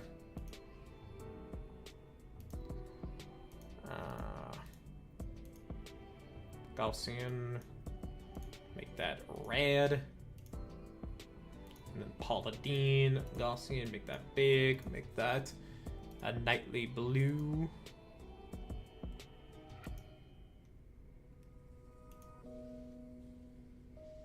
There we go. And then crash zoom, crash zoom, crash zoom, crash zoom. The Samus one is basically you get a power suit you can upgrade during your journey. such as a blaster for hand and jetpack and all that. Yeah, but I don't understand how that plays into the like idea of a ranger. But that's just. But again, that's because like I don't understand. I mean, Aqua yeah, to be that's that basically fun? it. Seeing as though that I'm Mr. Strength build, only plays warriors and paladins, she ended up being my favorite character to play as out of our 3 protagonists. Bounty hunter vibe. Is Samus a bounty hunter? I remember playing like a Metroid game when I was a kid, but I otherwise don't actually know anything about Metroid. Didn't expect Aqua to be that fun, seeing as though that I'm Mr. Strength build, only plays warriors and paladins. She ended up being my favorite character. Okay, that is Aqua segment completed.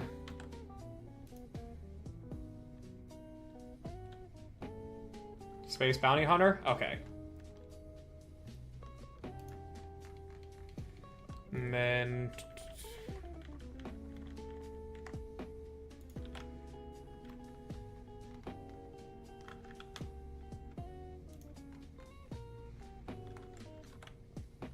there we go. So yeah, we're sitting at 24 minutes right now.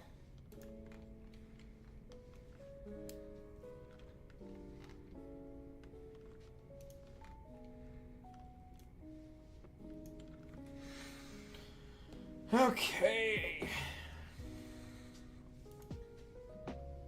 And then voiceover aftermath.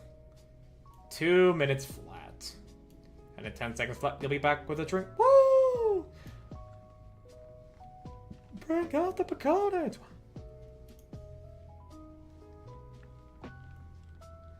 And then at this point, Everything at this point is part of the true ending to Birth by Sleep, and it's the culmination of everyone's storylines. And while things are already looking bleak for each specific ending, it honestly gets so much worse. As a final effort to keep Ventus safe while his heart remains sleeping and wounded from his battle with Vanitas, Aqua takes him back to the land of departure, where Ericus Trying to had think a about what secret music plan for fits. if anything were to go truly wrong. Which, yeah, I'm not sure how much worse it can get. And with that secret now entrusted to Aqua, she transforms the land of departure into Castle Oblivion. So many things already clicked or made me do the Leonardo DiCaprio pointing meme in this game, but the reveal that Organization 13 was in Castle Oblivion to find Ventus's body actually surprised me so much. I was stunned when I figured that out. But despite this very interesting reveal, things only go downhill from here.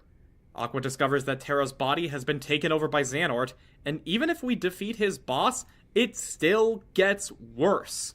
In a final act to have his way, Xehanort in Terra's body plunges himself into the darkness, where Aqua sacrifices herself by having her armor carry him out of the darkness.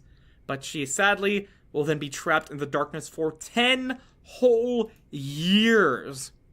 At least she gets some hope restored when she speaks with Ansem the Wise in the world of darkness.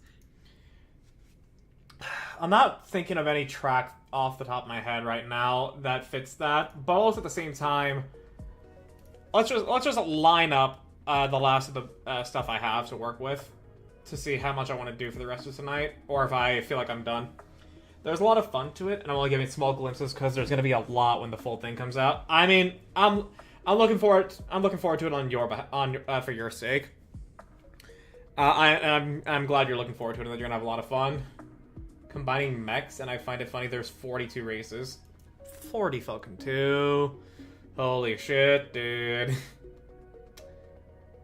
Okay. 0.2 transition, and then yeah, we just have that off to here, and then.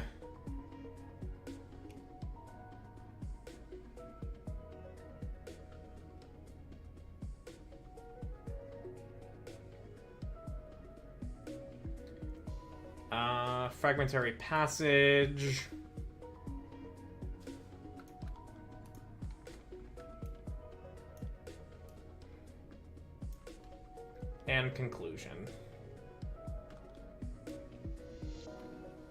So all of this together totals up to just 30 minutes.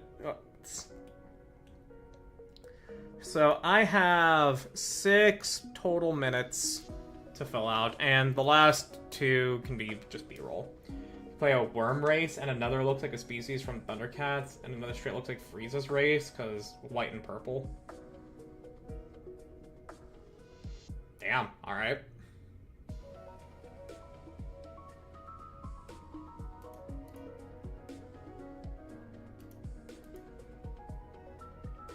Okay. Well, I think I did a good amount of work today. Even though it was broken up between 2 sittings. 80s sci-fi vibe, if I'm correct. Yeah, I saw the trailer. I saw their, like, ad for it, at least. It was definitely, like, synthwave stuff. But yeah. So, I got all of Aqua's stuff done today, even if it wasn't 2 sittings across. See, I started working at, like, 7 for the stream, so 2.5, and then another, like, equivalent of 2 hours of work. Yeah, 4.5 hours, get it done. And tomorrow I can definitely finish the video. So yeah. I'm happy with that. But at this point now, the caffeine from the gamer stuff I've been drinking has been fading a whole lot. So I think that is a good stopping point. We finished Aqua's segment here. Had a good amount of yapping. And I'll be getting my work done tomorrow for sure. Tomorrow for sure. So let's see here.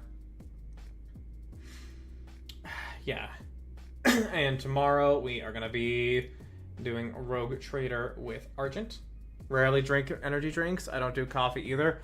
Well, you see, I've not been diagnosed with ADHD, but I know that it's something that affects me. And because I am not diagnosed and I don't want to be given hard drugs like they give, like what they give you, my method of retaining focus is with caffeine. And Gamer Subs has been helping a lot with that. But also at the same time, having a dependency on caffeine fucking sucks.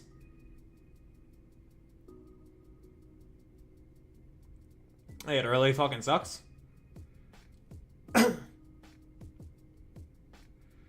Oh, Nox, thank you for the hybrid. I'll cash that in. Have autism and ADHD both in conflict with each other, and they said they can't do meds because the other overpowers the other. What a cursed existence. Sometimes I have blood in my caffeine stream. I worry for your heart.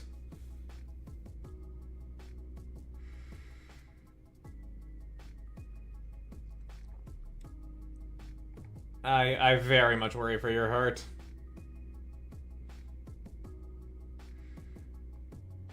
But, okay. Well, Sylphie is online, and she says, she says she's just got a very low energy stream, so I feel like we can carry over our eepiness into her eepiness. Her category is PCG, but she's currently in the middle of doing Mystria. Not my own thing, but like Sylphie's a friend of the channel. We like Sylphie. She's fun. my heart is strong. My friends are my power. Yeah, so we're gonna raid Sylphie. If anybody here is down for cozy gaming of a farming sim, because that's what Tales of Mystria is, you'll like Sylphie. She's also just very, very sweet, very, very nice. It's raid 1, raid 2. There you go. There be the raid messages: 1 for followers, 1 for subs, and 1 for non-subs. And, yeah. Let's go say hi to Sylphie. I thank you guys for being here. I thank you for... Everyone has it different. Yeah. What a nuisance. Yeah, thank you all for being here. Thank you for watching. Thank you for chatting. Thank you for stopping by both on Twitch and on YouTube. I appreciate all of you. Thank you, Nox and Hunger Cobalt, for coming in. I'm on for 4 different people, and none are the same. Damn. All right. Yeah. Tomorrow we're gonna be doing Warhammer 40k Rogue Trader with Argent, and then on Wednesday, we are going to hopefully be doing finishing Proof of Hero with Silver Witch and Azure Alex, so that way I can uninstall Monster Hunter until Ascension comes up. But until then, you guys have a good night, a good day tomorrow, a good rest of your week. I will see you next time.